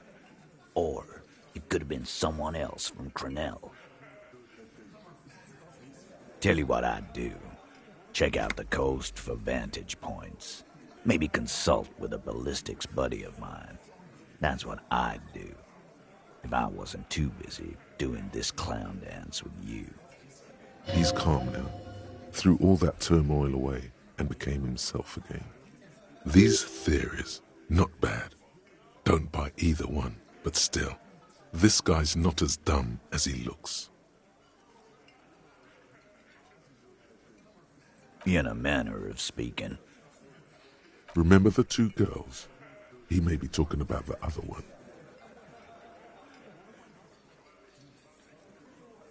That's right. It was her idea to hang him. I liked it for political reasons. It sent a good message. The big guy turns to Glenn, who's about to say something. The blonde shuts his mouth before a word escapes. I'll say it again. All the Hardy Boys are right here, cop. That woman is just affiliated with the Hardy Boys. You don't know her, anyway. Nope. You're not getting to her. It's Klasia you want to talk to.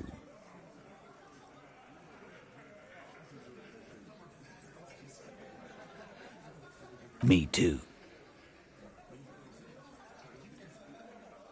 You do that. Hey, cop, before you go. Suddenly, the wind picks up outside. You hear it rattling the large windows in their frames. It carries newspapers, circles the whirling in rags in a warm column. She, Klasia, came to Martinez to hide. Many of us did. This is where you wash up when there's nowhere left to go. The Union takes you in. Now, she refused that protection. But that's right. If we didn't take care of the people who end up here, this place would just be a couple of ruins and some cargo containers. We'll take that into account.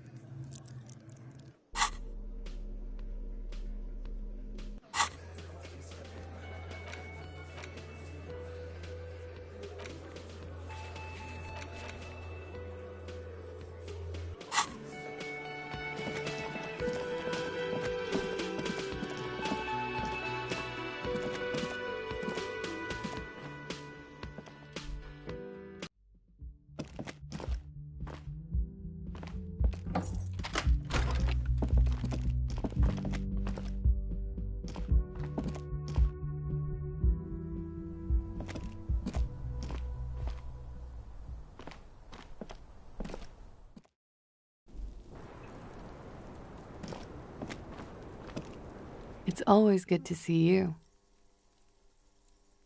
Something in her demeanor has changed. She's tired, consigned to her fate, to being here with you and what's to come.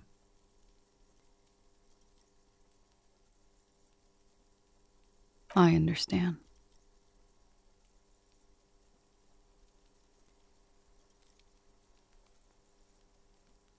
I knew there was a chance you'd get them to tell you. It's what you do. You're the police. For what it's worth, I'm sorry for wasting your time. This is good. Clear the air first, between you two, then move on to questions. Is it? Something is off here. Shush, I can't hear what she's saying. Let the miss speak. She's tall and thin and tired. A twig trying so hard not to break. If you knew we would find out eventually, why did you waste our time? Because of the Hardys. I couldn't just dispense with them. They were only trying to help me. Out of the shit I'd gotten into.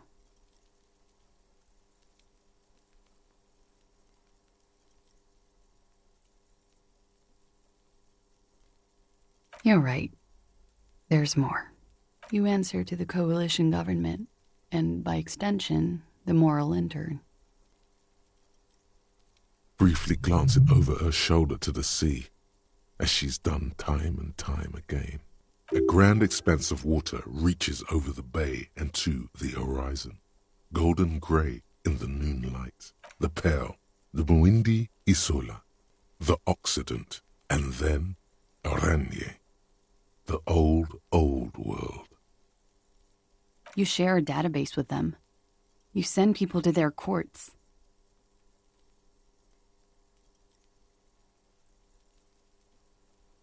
I have people after me, and they have friends in the moral intern. Some are moral intern. If I show up in your records, officer, they will find me. They will. What happens if they do? They will kill me, sir.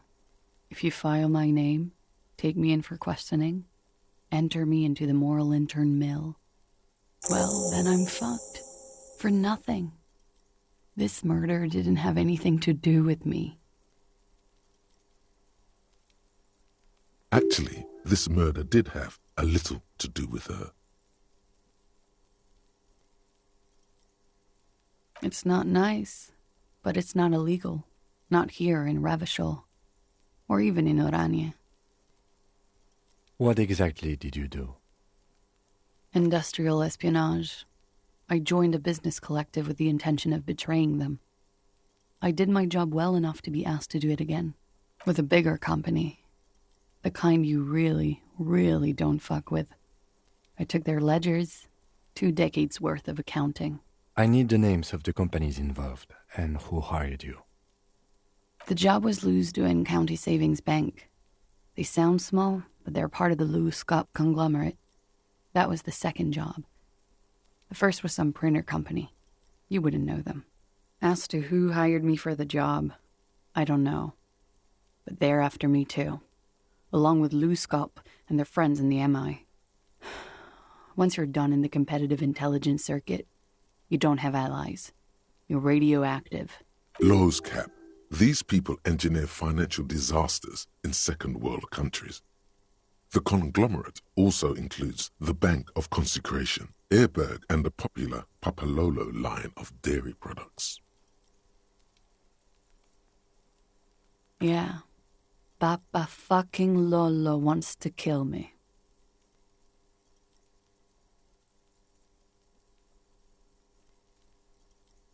Sure. I'm not a war criminal, but it was bad. People lost their jobs. Good people, too, not just C-suite. A lot of people got hurt. But that's just more of my shit you shouldn't have to deal with. You're solving a murder. We were there. Together. In bed, I mean. Okay. He was in a kneeling position. He had just entered me. I was on my back, looking at him. I heard the window behind me shatter, and I turned to look. There was a hole in the glass. I turned back to him. His eyes were looking through me, and his mouth was open. Dumb. I could see. I could... A great pain moves through her. A dark and indefinite wave. She continues in spite of it. I knew he was dead. Before he fell down on top of me. He was heavy. I pushed him off and he fell to the floor. There. He only had his boots on. I bit the pillow, not to scream, then ran downstairs. I waited for the second shot to come. For me. I thought there would be one. It never came. She's forgotten about her cigarette. The butt has burned right down to her fingernails. Oh. So am I. What time was this? When did it happen? It would help us if you could be as precise as possible.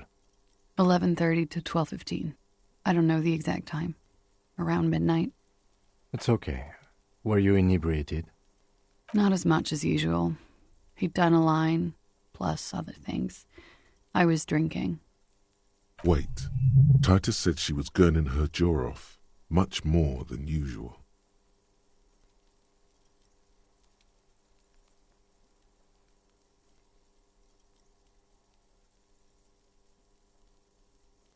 Did you hear or see the shooter in the course of this? No. Nothing. I was trapped. I was stuck in my room downstairs. I got some clothes on and crawled back up, drew the blinds. Blood was coming from his mouth. Not a lot. Just a little. He was still on the floor, slouched. I couldn't be there with him anymore. So I ran down and out of my room, into the hallway, down the stairs. I knew there would be people there. Sylvie was tending the bar. A lot of people were there. The Hardys were at the table in front of the stage. I think the Union box was full. Ruby was there too. They were having such a good time. I sat down and they all welcomed me. I didn't even have to say anything. Ruby knew something was wrong. Ruby? Ruby. You know, the leader. The leader? Of what? The Hardy Boys. Well, nominally, yes. Ruby's the one they go to when things happen, like things they need taken care of.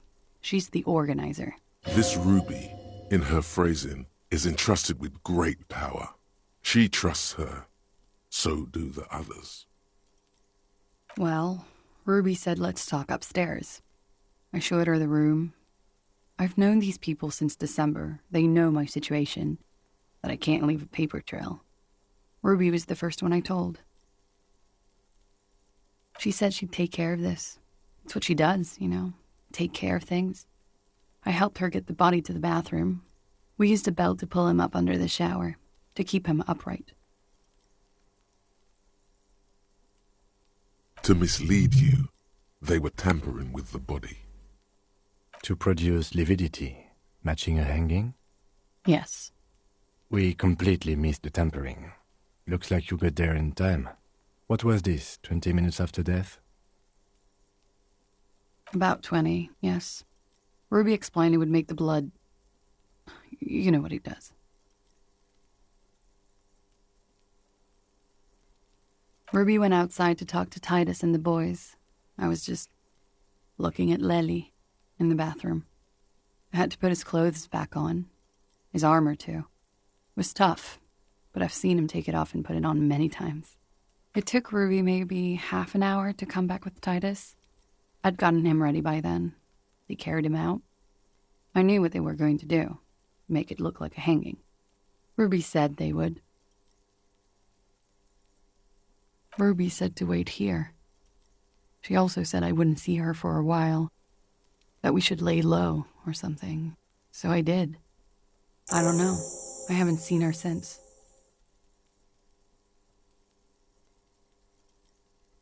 We will need to take this question to the Hardy Boys.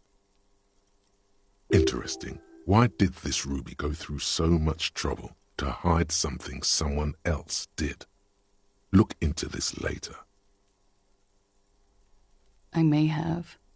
I don't know. I couldn't hear anything over the glass exploding.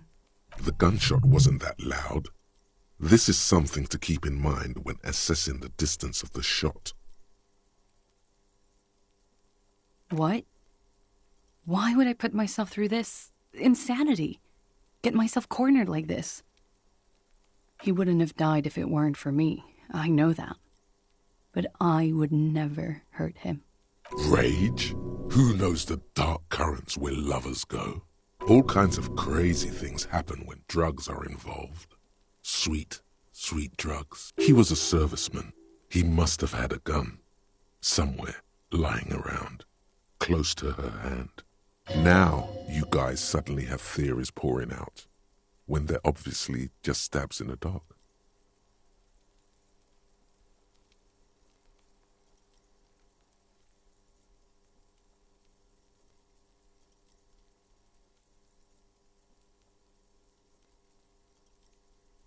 No, I specifically asked him not to carry firearms when he was with me.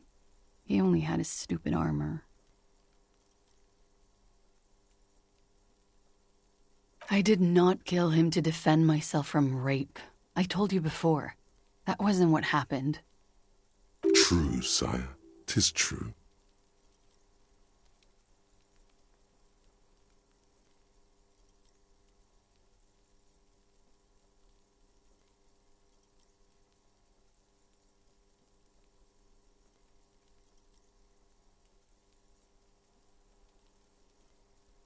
I'm sad to hear that.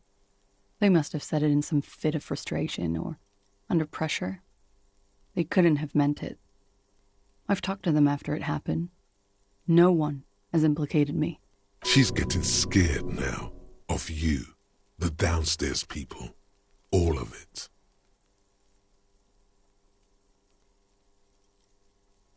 What does that mean? Do drugs make you aggressive? No. People don't take drugs to kill each other. They take them to feel okay with each other. I thought Ravachol would be more enlightened about this. Especially since you've taken them yourself. The lieutenant gives you a sideways glance. It's not one of respect. You may want to add a clever retort to this one.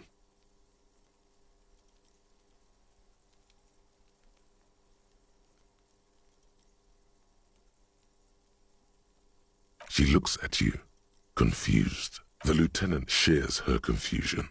Respond with something professional. Now. What? Fucking themselves over for no reason? This is not what happened, officer. Like what? That's the first thing that went through my head when I heard the glass break. I thought they'd found me. They've killed him to punish me. All last week, I've tried not to talk to anyone or be seen with anyone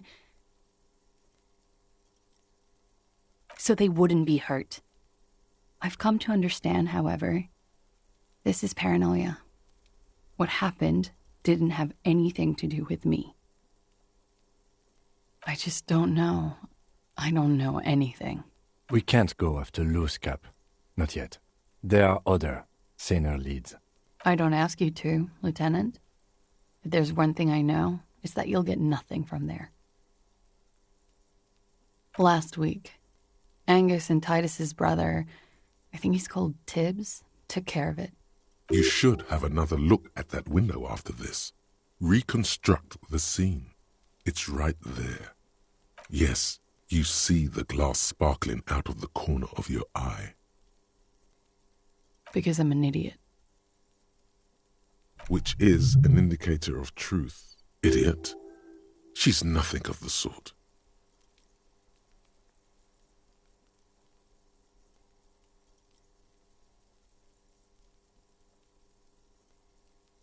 You have to understand, the people around here, no one was making the call, and he kept rotting. And then they picked his clothes off, and that little fucker threw stones at him. He kept throwing stones at him for 3 days. I could hear the thud. Thud. So I called you. I hope with all my heart it's not the last thing I do in Ravachol.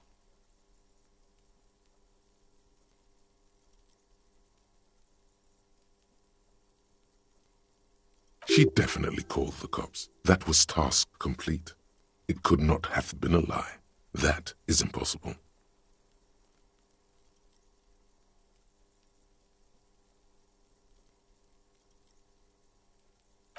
You should have another look at that window after this. Still, you see the glass sparkling out of the corner of your eye. She nods. He's thinking, are we done here? Or maybe you should take her to the station for safekeeping. She lied to you, and she's a flight risk. No, that won't be necessary. Just leave her alone. She's been through enough. She doesn't need this police brutality. Multiface, I'm beginning to doubt your judgment. Are you sure you're not sleeping on the post? You have to wake this one up with force if you want to continue pushing her.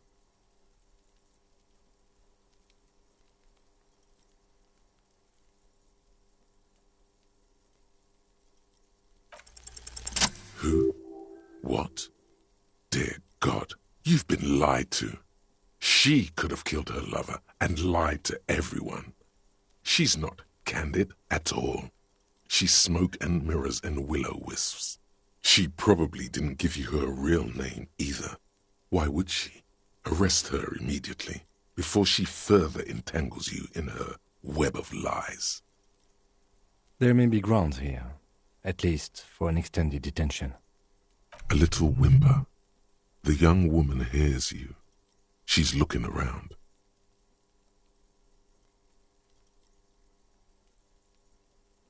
I did. What is this? I called your desk or whatever it is. The numbers are all over town. Call 8-100-2 for emergencies. There was an older woman on the other end. It sounded like she was smoking. She took my complaint. She coughed. That is the emergencies desk number. Anyone could know that, sire, by looking around and calling the desk. I don't believe a single word she says. What time did you make the call? Thursday night. It was late, sometime after 12. It checks out.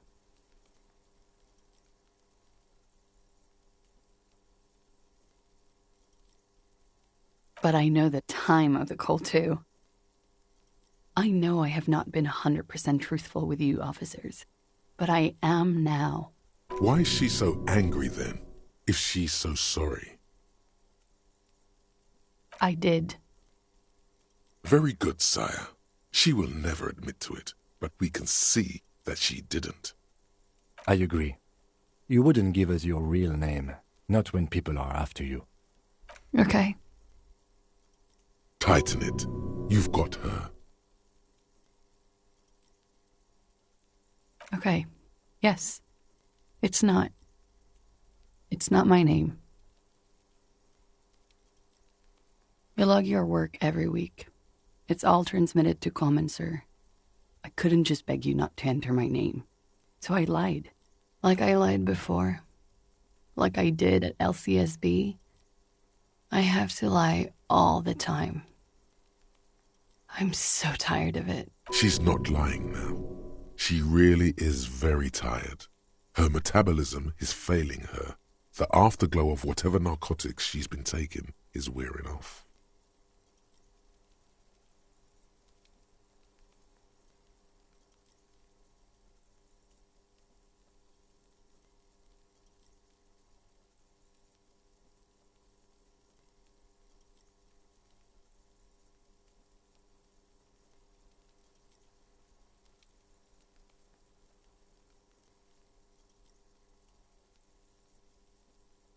No.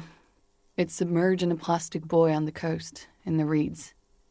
It just doesn't say Clausia Amandu. It says Anouk Mea Smith.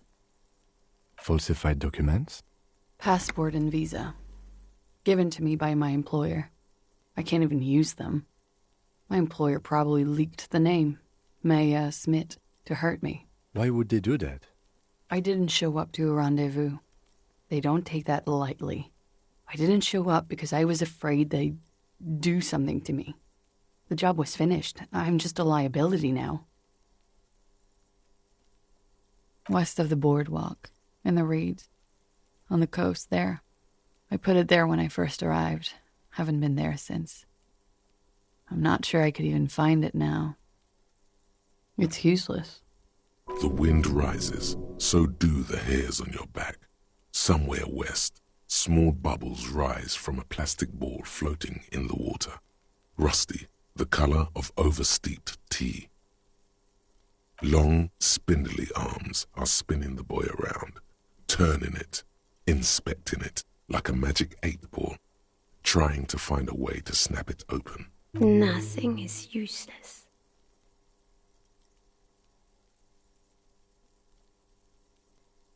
The lieutenant makes a note of it. You're welcome to it. It's in the reeds northwest of here, past a broken sewage pipe, right near the waterline.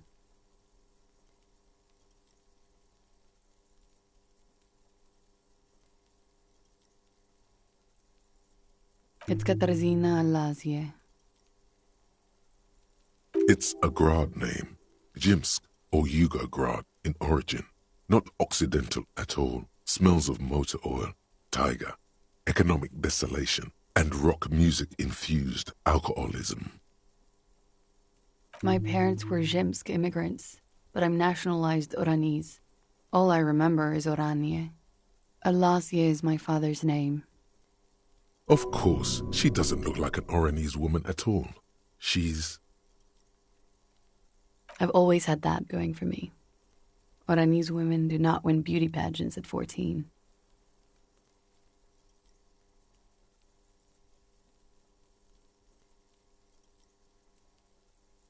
She nods. Her round eyes meet yours. They seem moist from the wind on the roof. I am. They can never take my sash and my scepter from me. Yes, they can, for lying. She nods, her back straight, ready for whatever is next. Ready for the damage. She knows you're grilling her. What?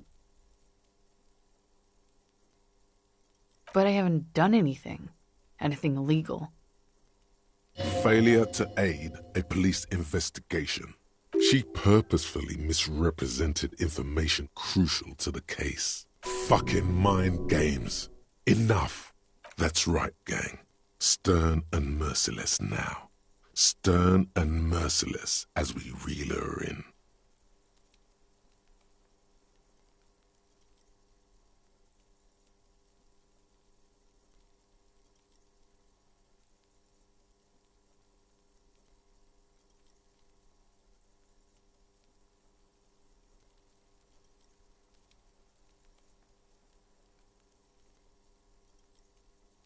The lieutenant produces a pair of handcuffs.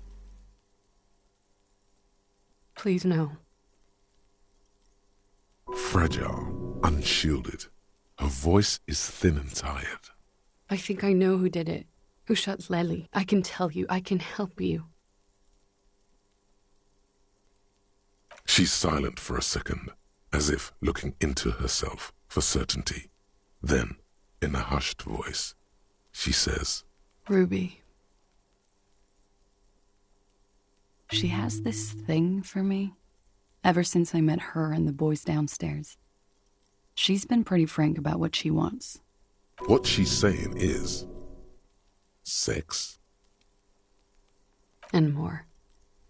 I made the mistake of confiding in her. I told her I was on the run. She started protecting me. It became an unhealthy relationship. When I started spending time with Lely, she told me to end it. Said there would be shit if I didn't. It was not a good meeting. We stopped talking after that, but... Wait. Everyone, just wait. What is this? Derail this whole thing immediately and investigate. Yes. I do not. What exactly about your relationship with this person made you think she is romantically interested in you? She said she's in love with me. She even asked me to run away with her when I told her I'm a fugitive. She started developing notions about our relationship. And you led her on? A little. I was flattered, you know? But then I had to let her off, and it was not easy. I came to regret being friendly with her. We maybe kissed, nothing more. This is just an assumption. I know what it sounds like. That's why I didn't want to tell you before. But she knew what had happened when I came downstairs. Somehow, she knew Lely was dead. She wasn't surprised at all. When we came up here, she was calm as a stone, too. She cleaned it all up like she had a plan. This is a familiar theory. You had it too, remember? Could it be that Ruby was covering up after herself? The lynching?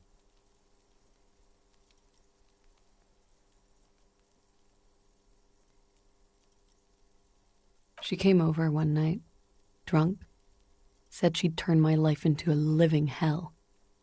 I've been threatened before, so I can tell when someone knows how to do it. And she's a pro. She must be. To keep the Hardys in line.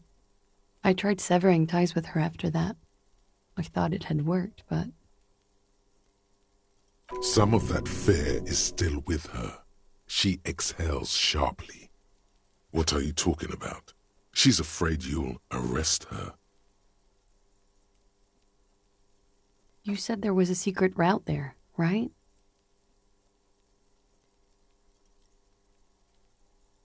She could have come up through there, then taken this shot, right here, where I stand. It was too dark outside. I wouldn't have seen her. Interesting theory. Did she know that door exists? Had you been out there with her? Yes. She's been up here many times. She used to come to drink on the roof when, The peephole.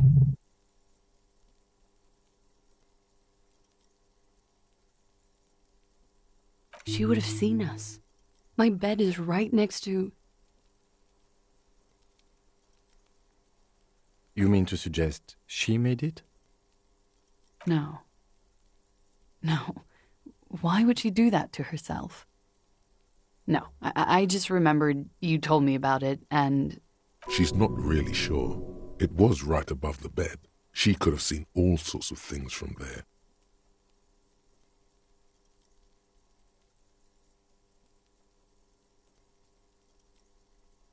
Okay, and what? Arrest the liar now. Why? She told us some pretty interesting things there. Don't arrest her. Push her a bit more, but then let her off. That Ruby theory was solid. And she's beautiful. Her. Stop letting her distract you.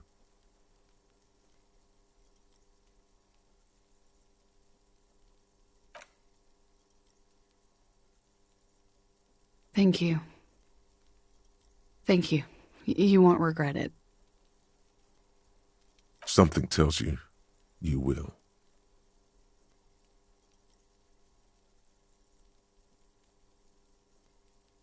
She nods, then nervously pulls on her cigarette.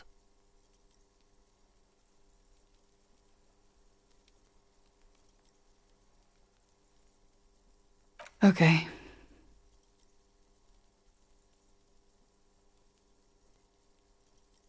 She slowly lights another cigarette and steadies her breath, as if in the presence of some tiger. You are.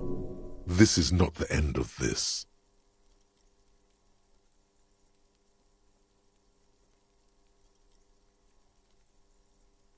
Lies. Yes, we demand she be punished for deceiving us. We demand her anxiety. We demand her fear. She slowly lights another cigarette and steadies her breath.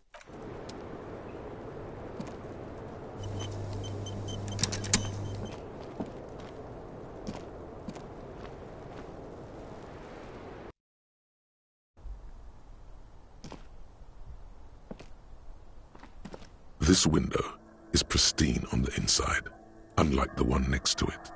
Light from the desk lamp reflects golden light, melts away into the blue, glassy darkness of your mind. In it are two neon-lit shapes, a man and a woman. Like the witness said, the man is kneeling, the woman is on her back. It's the night of March 4th and a shot has just been fired. The man looks directly at the woman. The shot's possible directions converge in his mouth, a ray cast from somewhere outside, entering his brain, ending him. From the roof outside, location A prime, the glass fractures around the bullet hole, shards face inwards like a corona behind the woman's back. The man does not know the bullet has entered his brain. He never will. Death comes faster than the realization. The ray cast from the man's mouth unravels into a fan of possible directions, all on the roof at first. The shot could have come from any of them. This is composite location A prime, most likely of the origin points. There could have been. Then the rain and slush and wind washed it away. This was more than a week ago. 72%, with a weapon that's good for medium range, like a rifle or sports pistol. This is a good short distance, but not too short. The perpetrator aimed with their back against the railing, or possibly kneeling for precision. This would explain why it only took them one shot. The lights were on in here. Outside it was dark. It was like shooting fish in an aquarium, a well-lit aquarium. The victim opened his mouth to let the bullet in. Neither of them would have seen anything outside in the darkness, too busy with their own bodies. Point X would contradict the woman's testimony, rendering the entire proposition void. These figures would be wiped out, detective. None that you've found thus far, but that doesn't mean there aren't any. That's a 28%, yes. In this model, the shot could have come from a greater distance. Nothing excludes the possibility. Should we extrapolate to include every possible point of origin in Martinez? According to your map of the district, this shot could have come from a wide angle of locations, starting with the northern edge of the abandoned boardwalk, ending with an islet in the bay. Let's call them B prime. B prime for boardwalk, B double prime for Land's End, and B triple prime for the islet, detective. There may be smaller points in between, but those are too fine to zoom in on. 700 meters away. The likeliest of these B positions, 20% chance. A skilled sniper could have made the shot, provided he had a safe sniper's nest. Even with the light on inside, we're talking military training. At that distance, the perpetrator would have had to take wind direction into account.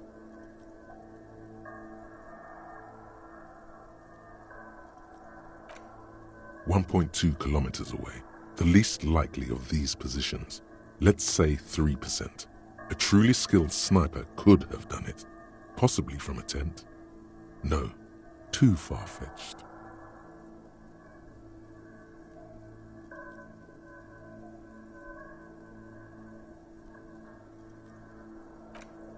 "1 kilometer away, a point beyond the docks, on an islet in the bay. The fort is ruined, but the perpetrator may have found a stable spot on the beaches surrounding it, where the concrete crumbles into the sea, as you saw in the coin-operated viewer. The shot would have been a small miracle, 5% likelihood.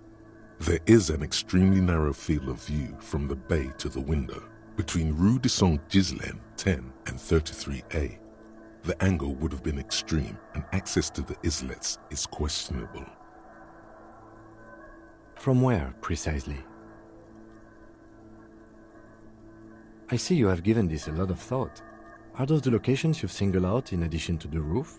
And what is the likelihood, in your opinion, that it came from a further distance?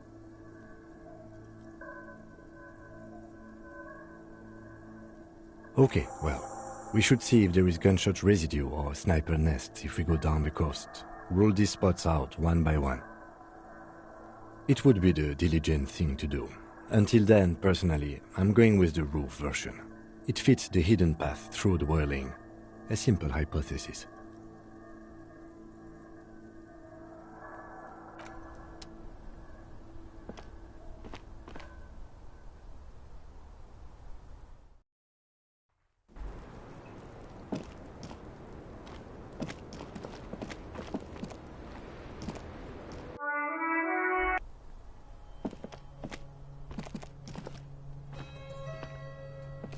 You clearly see footprints. Jackpot. These, unlike everything else here, are new.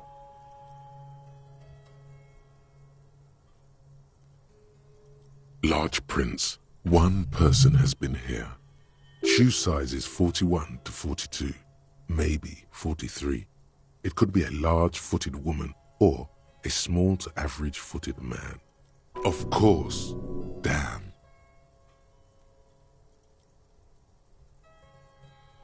between that and that.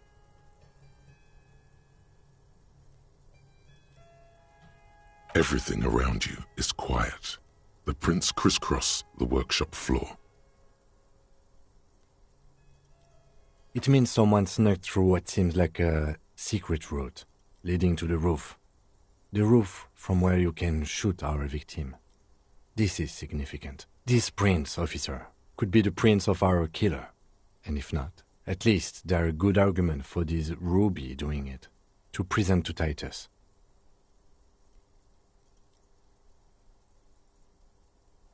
Three weeks maximum from the dust coverage. It could easily have been 1 week too. This isn't bad at all. It was a good idea to see where that door leads. Commendable work bringing us to this place.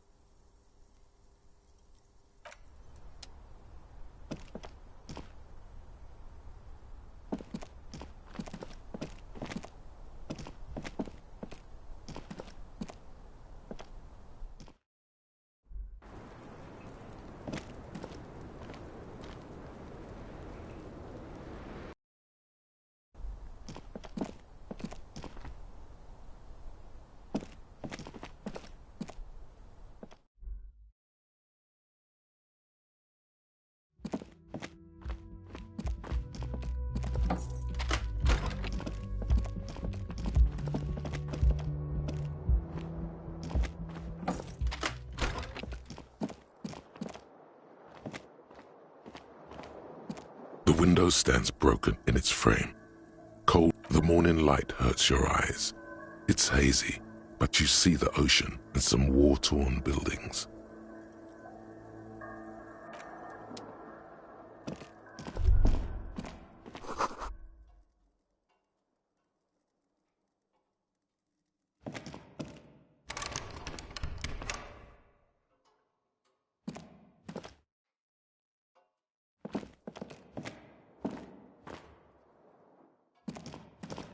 A mirror hangs on the bathroom wall. In it, your clean-shaven face, adorned with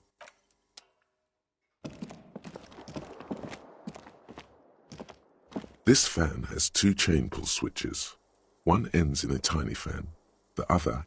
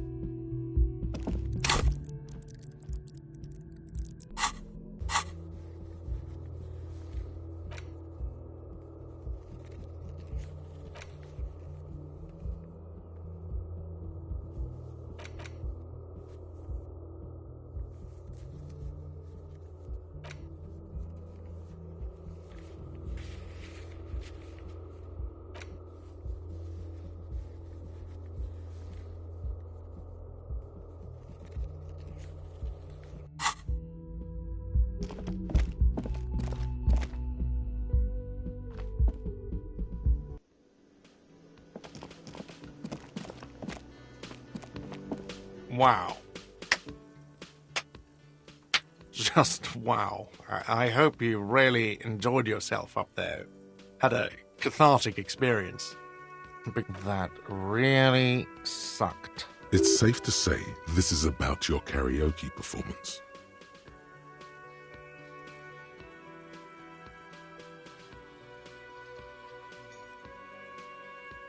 Good.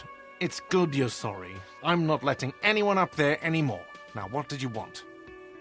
Another thing. Great. I love those.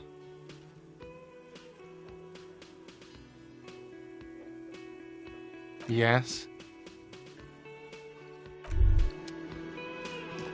Hey, so we've been monitoring you internally. And now we know your Copo type. Yes, guess what's yours?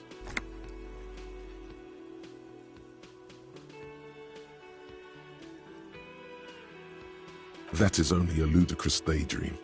Guess again. You're the... No, you're the sorry cop. The cop who's sorriest. Let's make it official then, shall we?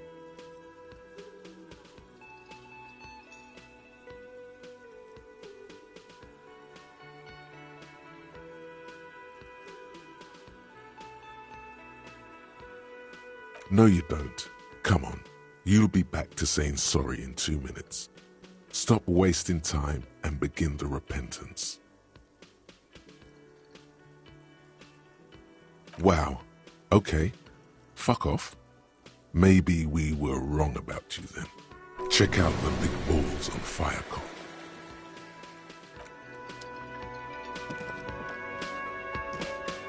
Again? I can't believe this shit.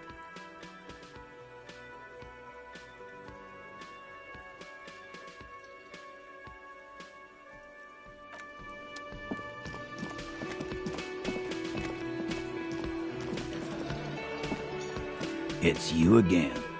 What is it?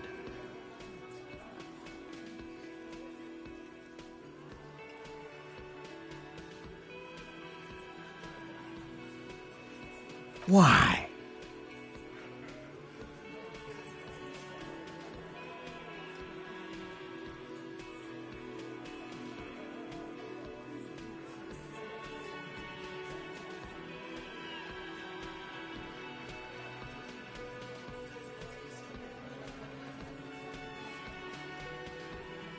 You're cuckoo, cop.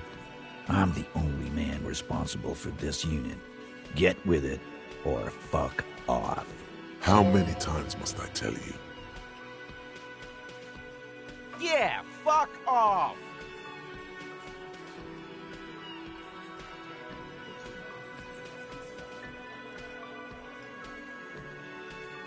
Sounds like you're making her a suspect in this. Not on my watch, you're not. Ruby's one of us. You're not gonna throw her under your moral intern steamroller. Fuck that shit. And fuck you too, moral Ruby is missing. If you hide from the police in a murder investigation, you become a suspect. You know how it works, guys. That's nothing. That's just legalese. You don't even have a sound theory. I don't want to be rude, but we're trying to get some R&R here. Think you could fuck off now? I think we'll keep sticking around, Titus. You'll be surprised at how quickly a theory presents itself if you keep looking. A sudden flash of lightning in your neocortex. The hostel cafeteria is lit by its airy blaze. Floor plans, bullet trajectories, webs of human emotion, all channeled into a single thought. A massive activity spike in the amygdala copicum, the part cops use to pin murders on people. Because she was here, all night, with us. He's cobbling together shit so he can put her away. It's Cop 101. She was here all night? 11:30 to 12:15? She was here during all that time? Yeah, with us, drinking, near the stage there.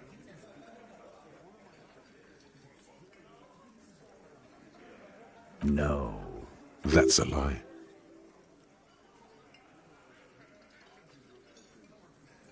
All right. She took a fucking leak, okay? For one moment. Maybe went out, too.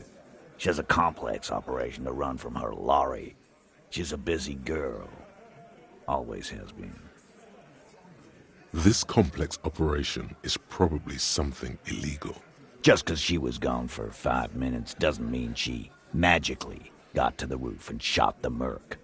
I've been through this. It's not plausible. All right, we're in. We got Ruby unaccounted for sometime during the window. This was crucial. Now let's place her on that roof. Why not? You can't draw a straight line into Clausia's window from any of the surrounding buildings. Not from what I know of about Martinez. Maybe from the coast. But like I said, I've been too busy dealing with you idiots. So no, I don't think it was a sniper. It was close up. 72%. There's a percentage and all. Where'd you get it from? Your guys in the lab? Definitely lie.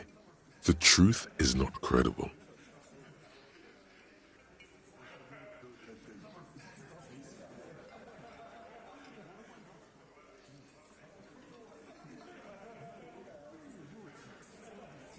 Wouldn't hurt to have one of those in Martinez. Still, all the labs in the world don't put her on that roof. How'd she get there? Climb?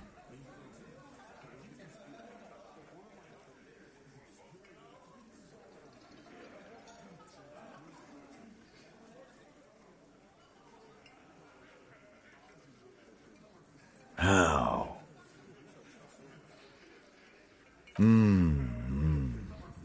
People say there was a pinball arcade here, sometime before the hostel. What was it called, Theo? East Delta Pinball Arcade. Weird place. Went bankrupt. Okay, but how'd you get up? There's no room for a staircase in this building.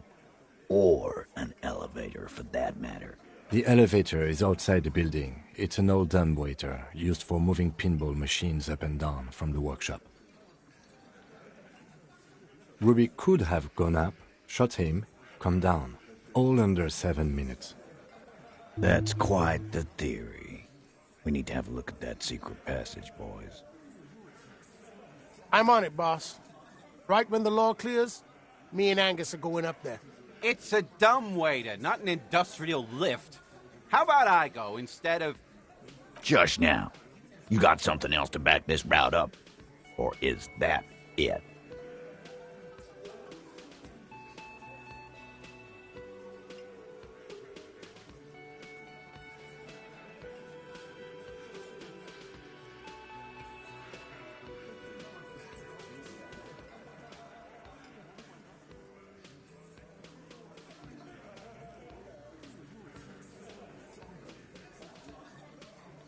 Right.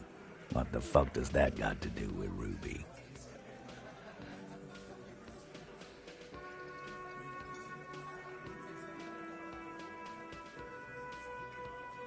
He makes a gruff gesture.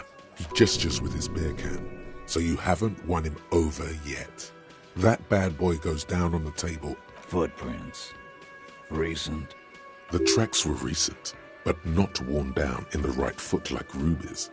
It's best to omit this pesky little polemic for now. Too confusing.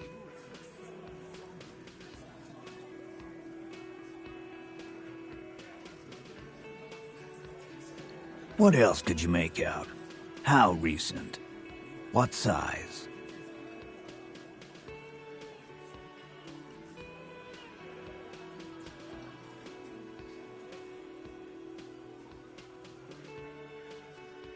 That close, huh? How fortunate. I'll take a thorough look at those prints myself before I believe that call. Good news is, I'm still listening.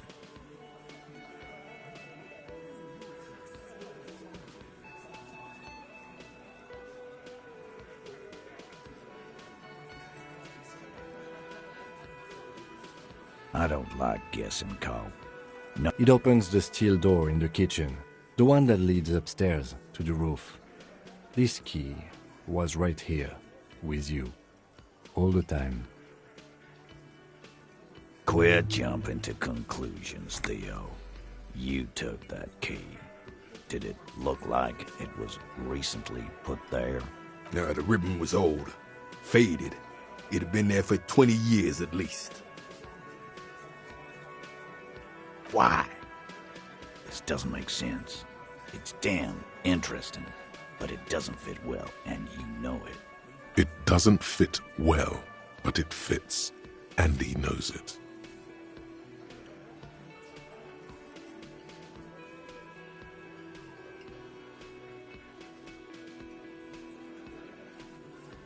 Garbage. It wasn't a Sambo artist called. I've been doing this for 10 years. Let me give you a lesson. It's never a Sambo fighter, and it's never a bullet-bending sniper. Or ghost. It's never a ghost either. Don't worry, we've got better than that. I've seen the winch.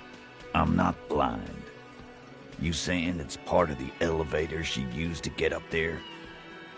That's wall mystery down then. An architectural mystery. Doesn't much concern Ruby, does it?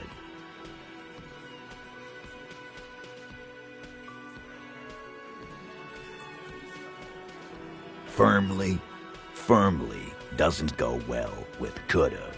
There's a route to the roof. Me and the boys need to check it out. That's what we established. But a route does not put that bullet in his head. A gun does that, and Ruby doesn't carry one. Phase 2. Murder weapon.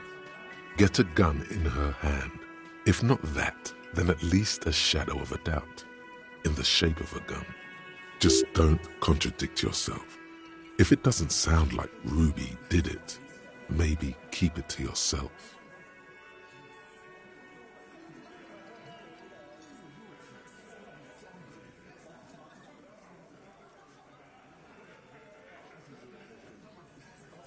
Look, fucko.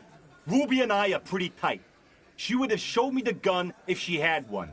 She knows I love guns. Yeah, everyone knows Glenn loves guns. I don't know, Glenny. Ruby's a little secretive, isn't she?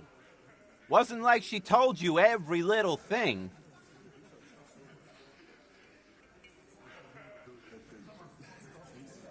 Nah, this kind of heat is not easy to come by. It took us some time to get gunned up to where we are now. Still, he's thinking about it now. And he knows gunning up has nothing to do with this. Yes, goddammit, I know what a 72% chance means. It means there's a 28% chance it isn't that. And 28% is no small chance either. Just making sure we are on the same page.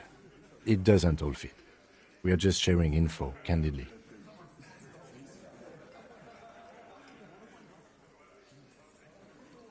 That looks antique. A Belle McGrave. It's inoperable. Where'd you get it? 20, maybe 30 rifles, Titus. Also broken, but still, there were too many. And there must be other caches too. God damn it. We need to close that dump down for good. Okay, I see your point. There are guns lying around. Damn it. I thought we'd found all the old spots. Why was that still there? We just missed one. Ruby doesn't know this place, boss. Just these cops digging up shit. You lost your gun?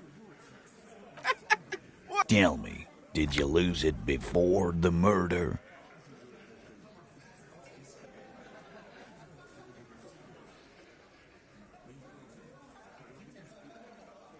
Of course not. And Ruby didn't use your lost gun to kill him. Stop thinking about your lost gun, damn it. You'll get a heart attack. This was merely a thought exercise. He did not lose his gun. Let's move on.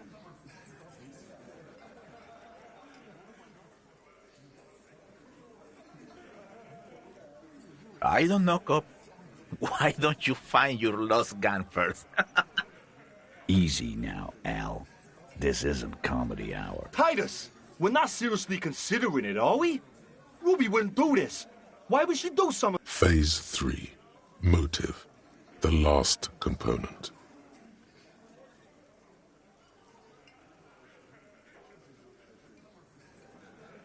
And I suppose you have a theory on that. Think about it. Why go through all that effort? It was her idea, wasn't it? The hanging. You went along, but she suggested it. She had, like, a fully formed plan and shit. Right when she came back downstairs. Really, Shanks? Claudia wanted to talk to another girl, that's all. She was just the first one up there. I could have come up with that plan, if I'd have been first. Time for a logics demonstration.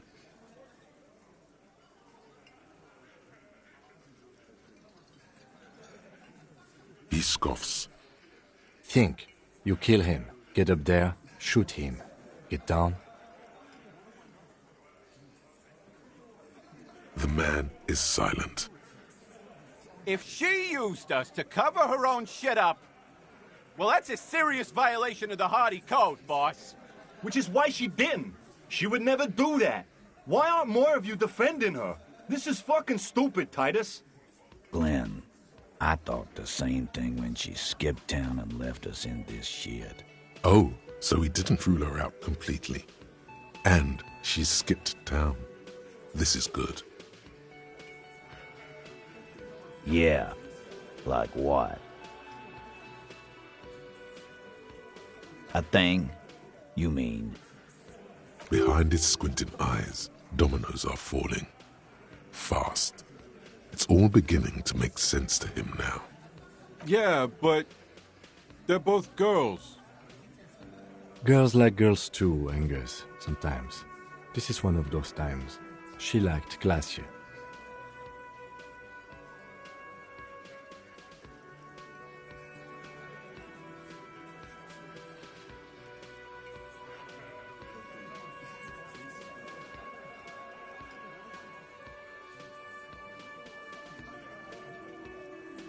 Fuck you.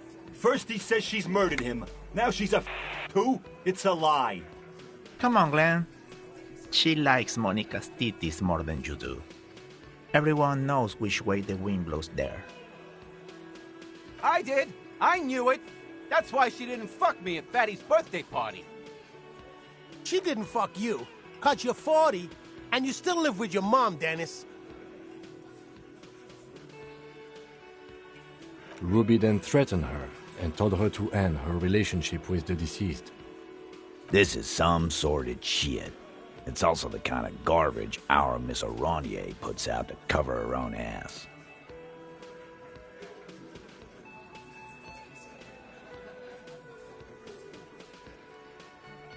That Ruby is queer as cabaret, now that I start thinking about it. I don't know why I didn't see it earlier. And that's okay. Some are queerer than others. You can still be a Hardy.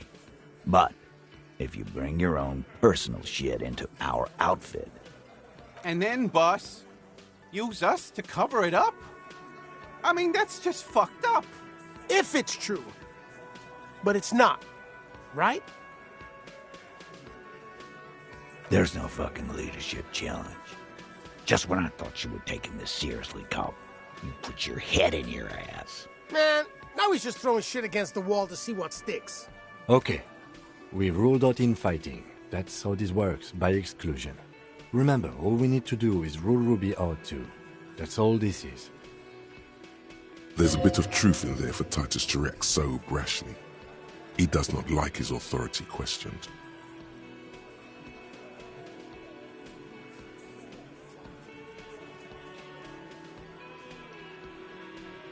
Nah, man. That's just Ruby. She's got shit under control. That's her whole thing. That's why she's so good. Plus, man, it's like female intuition, you know. Women talk to women. Which is sort of why we need someone on the team who they talk to. Eugene wants a woman on the team so they can do their job. That must be hard. Half of Martinez is female.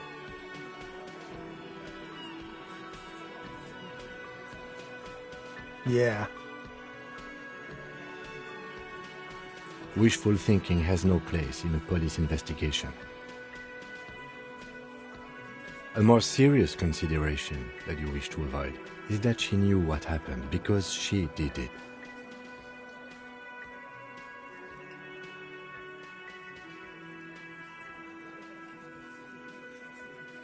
You had expressed, on occasion, your dislike of the mercenaries' presence in Martinez, right? Whack someone in my district? That doesn't carry much favor with Titus Hardy. She has to know that. It's the kind of chin-rubbing men, often leaders, do when they think of punishment.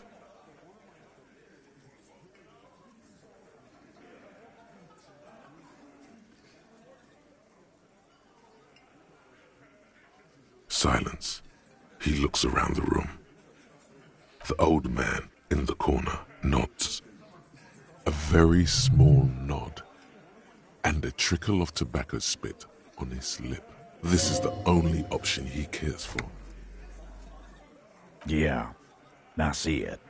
There's one more thing I've been wondering about, ever since you asked me where she is. Add it to your list of suspicions, if you want. I don't know where she went. She just got up and left. Got real scared, too. Wouldn't tell me where. However hard I asked. Want to know why? She was afraid I would tell you. Maybe she was right. By now, I probably would. She knew there's evidence on her, and she knew we'd find it. This is typical suspect behavior, why fleeing is always incriminatory. Perhaps. Ask her if you find her. It won't be easy, though. She made sure of that.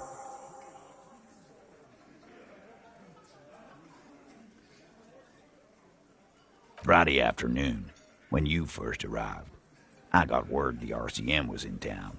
Then she came in to see me. Told me she was leaving. That's when we had our little conversation. I told you. You. No, you, as in the cop with the sideburns and the disco clothes.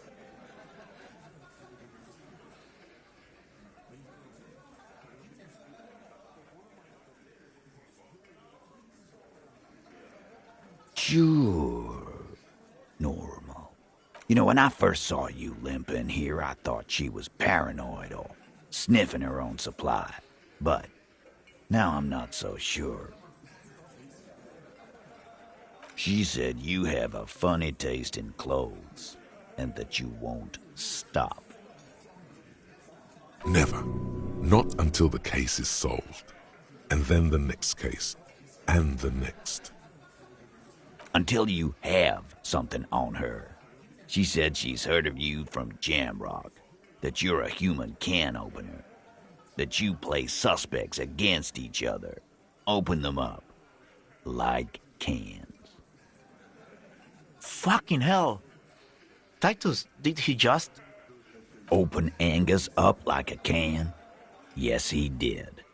Now, we can whine about it, whack him, or we can go on with our lives. I'm having a go on with our lives kind of day, Al. How about you?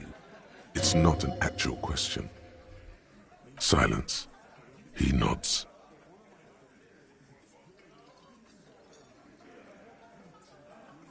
Yeah, there was something else. She wouldn't tell me, though. I could see she wanted to. It was burning on her lips. This called Titus, this called Pete. But she was too scared. Scared? You should be too. A strange fear creeps over you. A metallic taste in your mouth. Change the subject.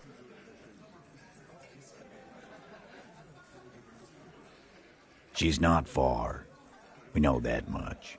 She didn't take her lorry, so she's on foot. Good fucking luck, man. She knows this place like the back of her hand. You'll never find her. Yeah, Al. And we won't either. She's not really a hardy candidate anymore, is she? She's not, Glenn. A little. On the coast. Where have you looked for her, more precisely? More precisely, on the coast, past the waterlock. She's not here, so I'm thinking she's there. Sure, there's some shithouses there, a cinderblock town. Fisherfolk there refuse to unionize, so that's one place we haven't looked. I hear they have a shack where junkies sometimes crash. Time for you to step up. We will start there. One more question. What does Ruby look like? Boyish. Hair's red. Dyed. She looks like a Lowry man. It'll have to. His grip is firm and reassuring, like holding a piece of unpolished granite. Not just granite, tightly packed RCM sergeant material. No, he already is a sergeant. That's what you're feeling. He just wasn't sure what you are.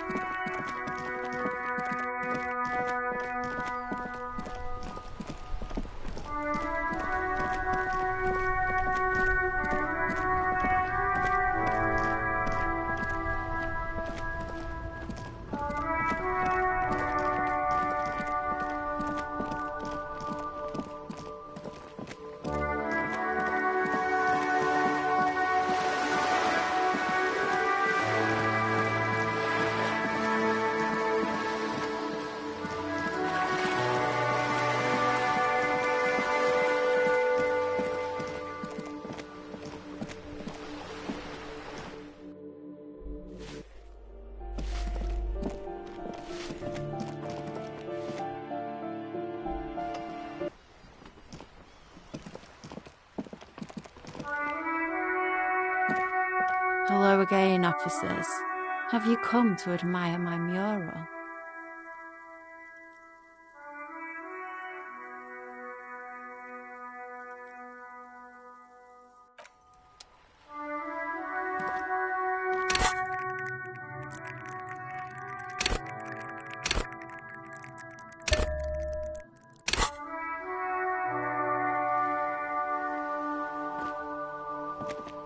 Hello again, officers.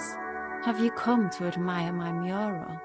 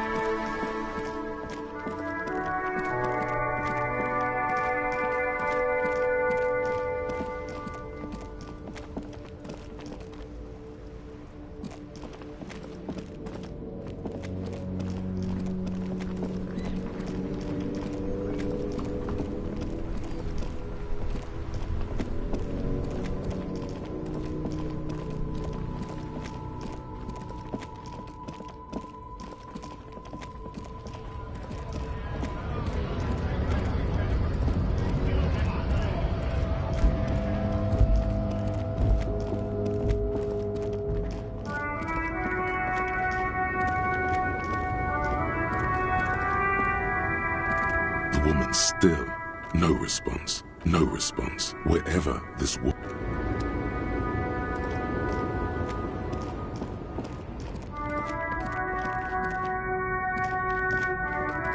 An old monument stands in the middle of the traffic island.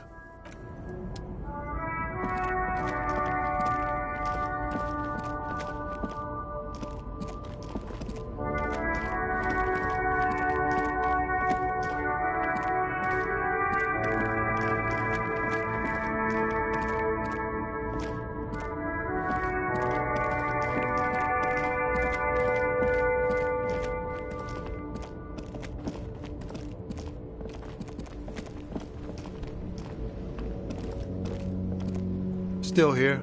Stuck in this damn jam, my man.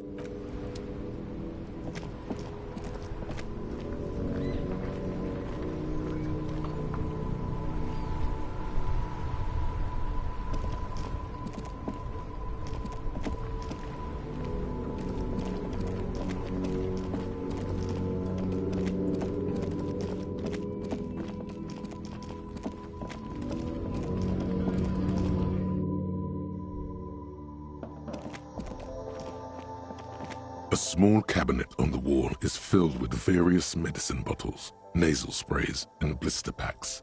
They all bear the Saint Baptiste Pharmaceutics logo. Okay, here. I hope Saint Baptiste makes you feel better or something. Okay, here. I hope Saint Baptiste makes you feel better or something.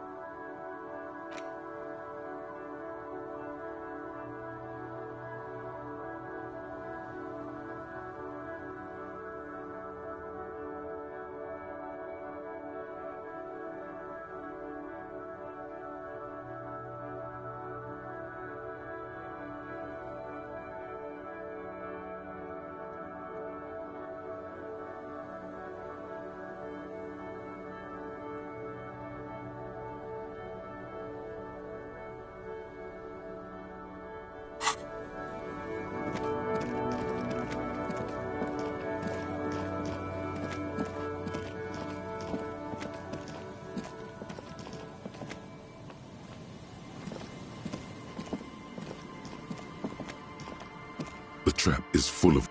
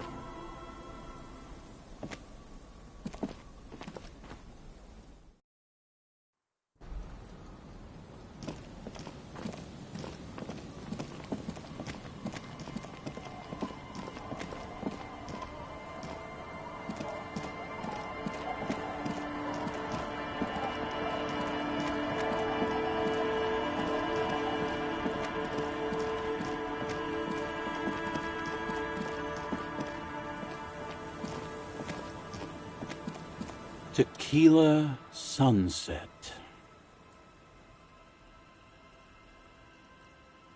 Can't really remember seeing any women after losing my keys. It's a touchy topic. He hasn't got laid in ages. He really has no idea who this Ruby is, sire.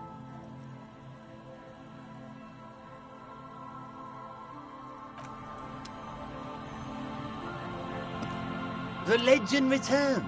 You know the dance. Smokable smokes, pissable pilsner. Drink it, then convert it to piss. And there's spirits and speed too.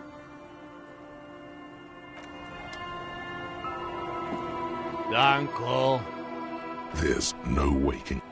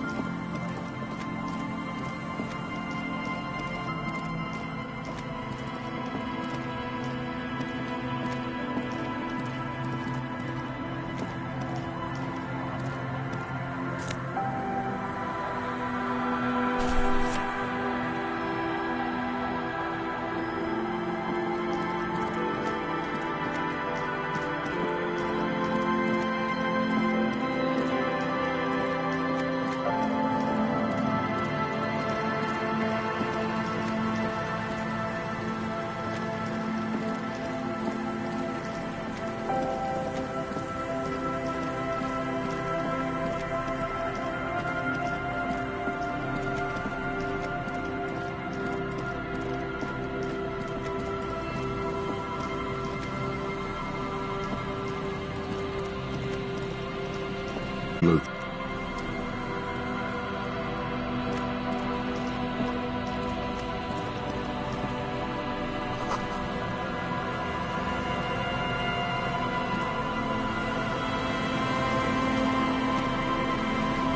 A metal and plastic contraption bobs up and down amidst the trembling reeds.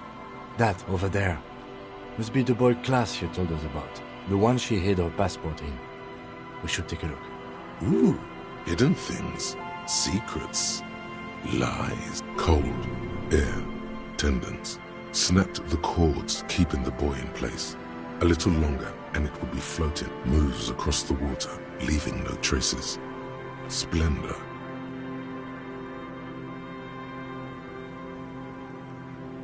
Mm-hmm. Indeed. Let's see what's inside. The boy is not tied to anything. The cords dangling from the bottom really have been torn or cut.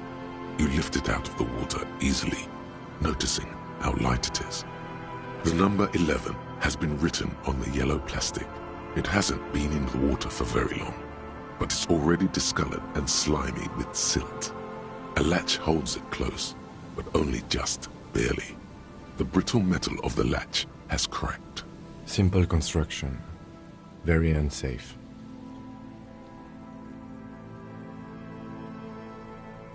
There's something in there, splashing around. It smells like you would expect it to smell. A concentrated version of the coast. Salt, industrial slop and decay. And just a dash of hard liquor. Yum. The water this side of the peninsula is cleaner, actually. Smells a little salty. A shot glass's worth of seawater pours out. Some algae, and nothing else. Well, damn.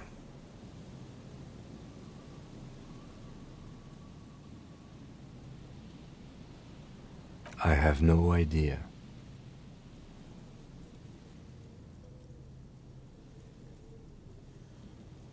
Or think we do. This is a small loose end, either way. Not important, I hope.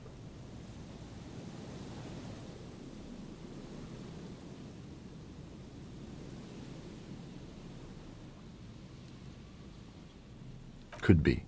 We should keep an eye out. Nothing more for us to do here. Let's go. You could ask the miss what she thinks. Later, if you have the time. Though you doubt she'll tell you much at this point. I have no idea. Or think we do. This is a small loose end, either way. That may very well be the case. We should keep an eye on her. Nothing more for us to do. You could ask the miss what she thinks. Later. I have no idea. Or think we do. This is a small... In my experience, cryptids are generally uninterested in travel documentation. We should... You could ask the miss what she thinks. Later, if you have the time.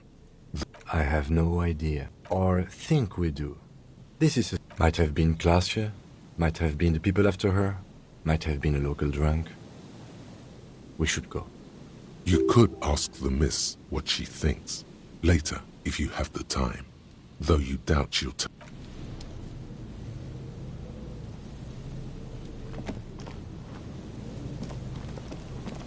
The dome-shaped plastic buoy bobs up and down in the...